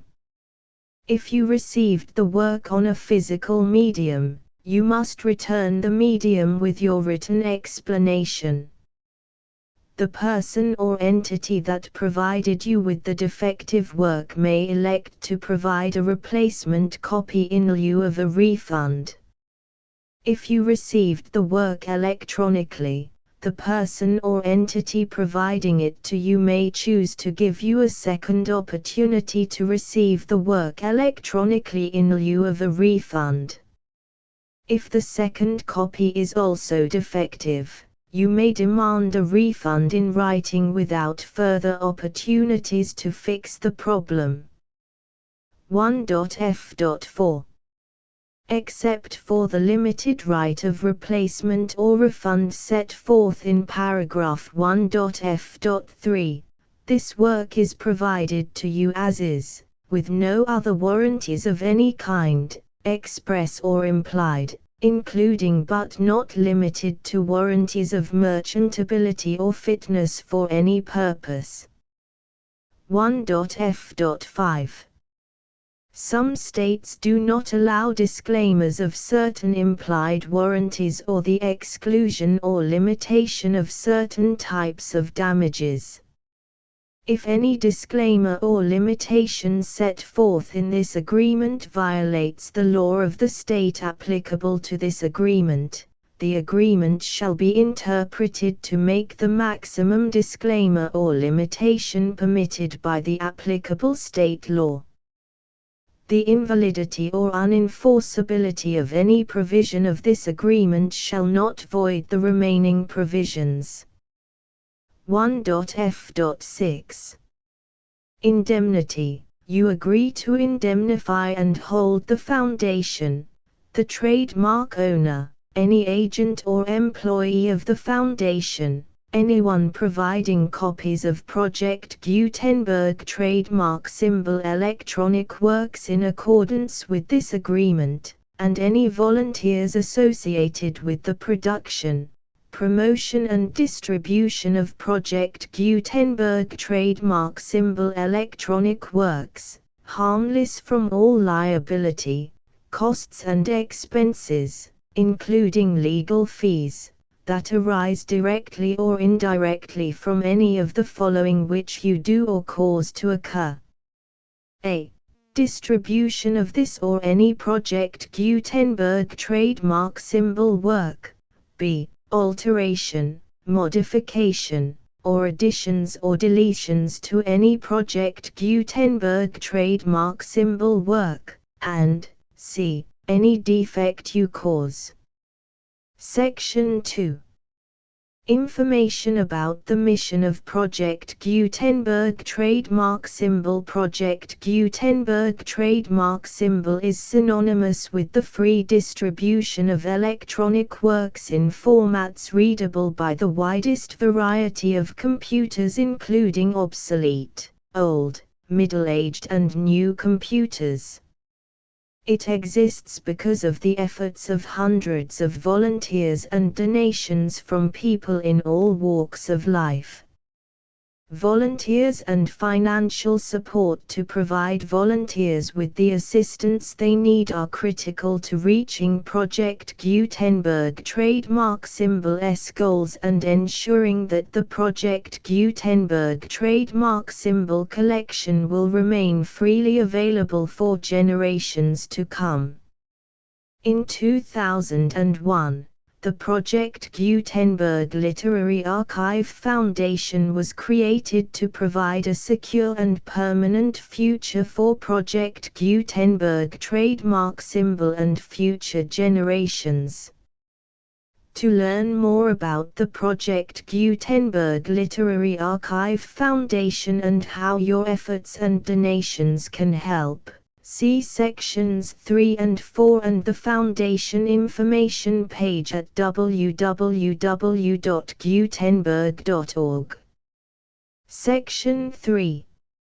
Information about the Project Gutenberg Literary Archive Foundation. The Project Gutenberg Literary Archive Foundation is a non-profit 501(c)(3) educational corporation organized under the laws of the state of Mississippi and granted tax-exempt status by the Internal Revenue Service. The Foundation's IN or Federal Tax Identification Number is 64-6221541. Contributions to the Project Gutenberg Literary Archive Foundation are tax-deductible to the full extent permitted by U.S. federal laws and your state's laws. The Foundation's business office is located at 809 North 1500 West, Salt Lake City, UT 84116, 801-596-1887. Email contact links and up-to-date contact information can be found at the Foundation's website and official page at www.gutenberg.org/contact section 4. Information about donations to the Project Gutenberg Literary Archive Foundation. Project Gutenberg trademark symbol depends upon and cannot survive without widespread public support and donations to carry out its mission of increasing the number of public domain and licensed works that can be freely distributed in machine-readable form accessible by the widest array of equipment including outdated equipment. Many small donations, $1 to $5,000, are particularly important to maintaining tax-exempt status with the IRS. The Foundation is committed to complying with the laws regulating charities and charitable donations in all 50 states of the United States. Compliance requirements are not uniform and it takes a considerable effort, much paperwork and many fees to meet and keep up with these requirements. We do not solicit donations in locations where we have not received written confirmation of compliance. To send donations or determine the status of compliance for any particular state, visit www.gutenberg.org/donate. While we cannot and do not solicit contributions from states where we have not met the solicitation requirements, we know of no prohibition against accepting unsolicited donations from donors in such states who approach us with offers to donate.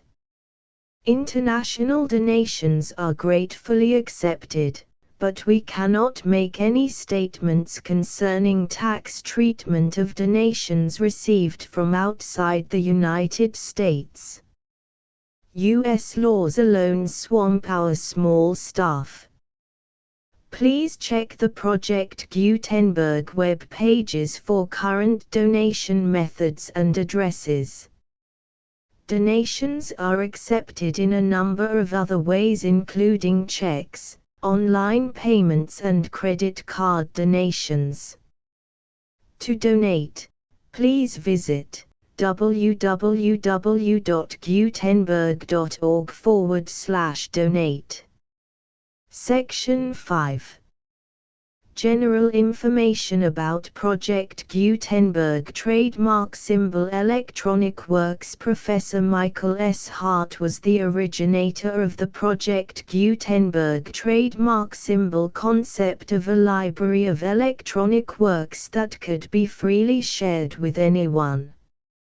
For 40 years, he produced and distributed Project Gutenberg trademark symbol ebooks with only a loose network of volunteer support.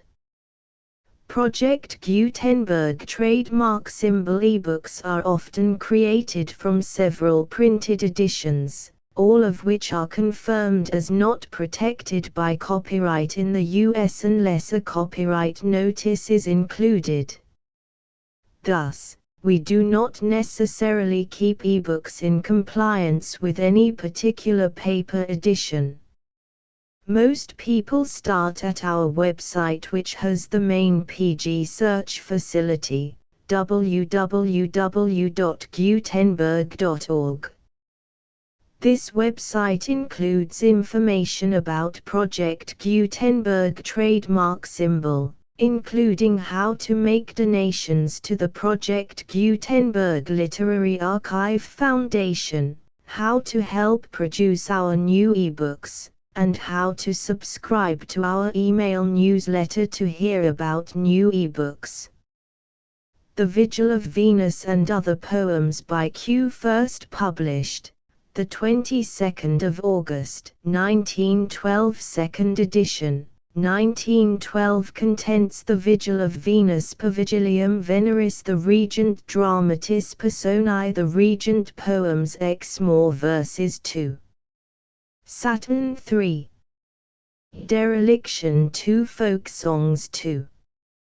The Marine Mary Leslie Jennifer's Love 2 Duets Song The Statues and the Tare Nuptial Night Hesperus Chant Royal of High Virtue Coronation Hymn 3 Men of Truro 2 Alma Mater Christmas Eve The Route to a Friend Who Sent Me a Box of Violets of 3 Children Epilogue The Full Project Gutenberg License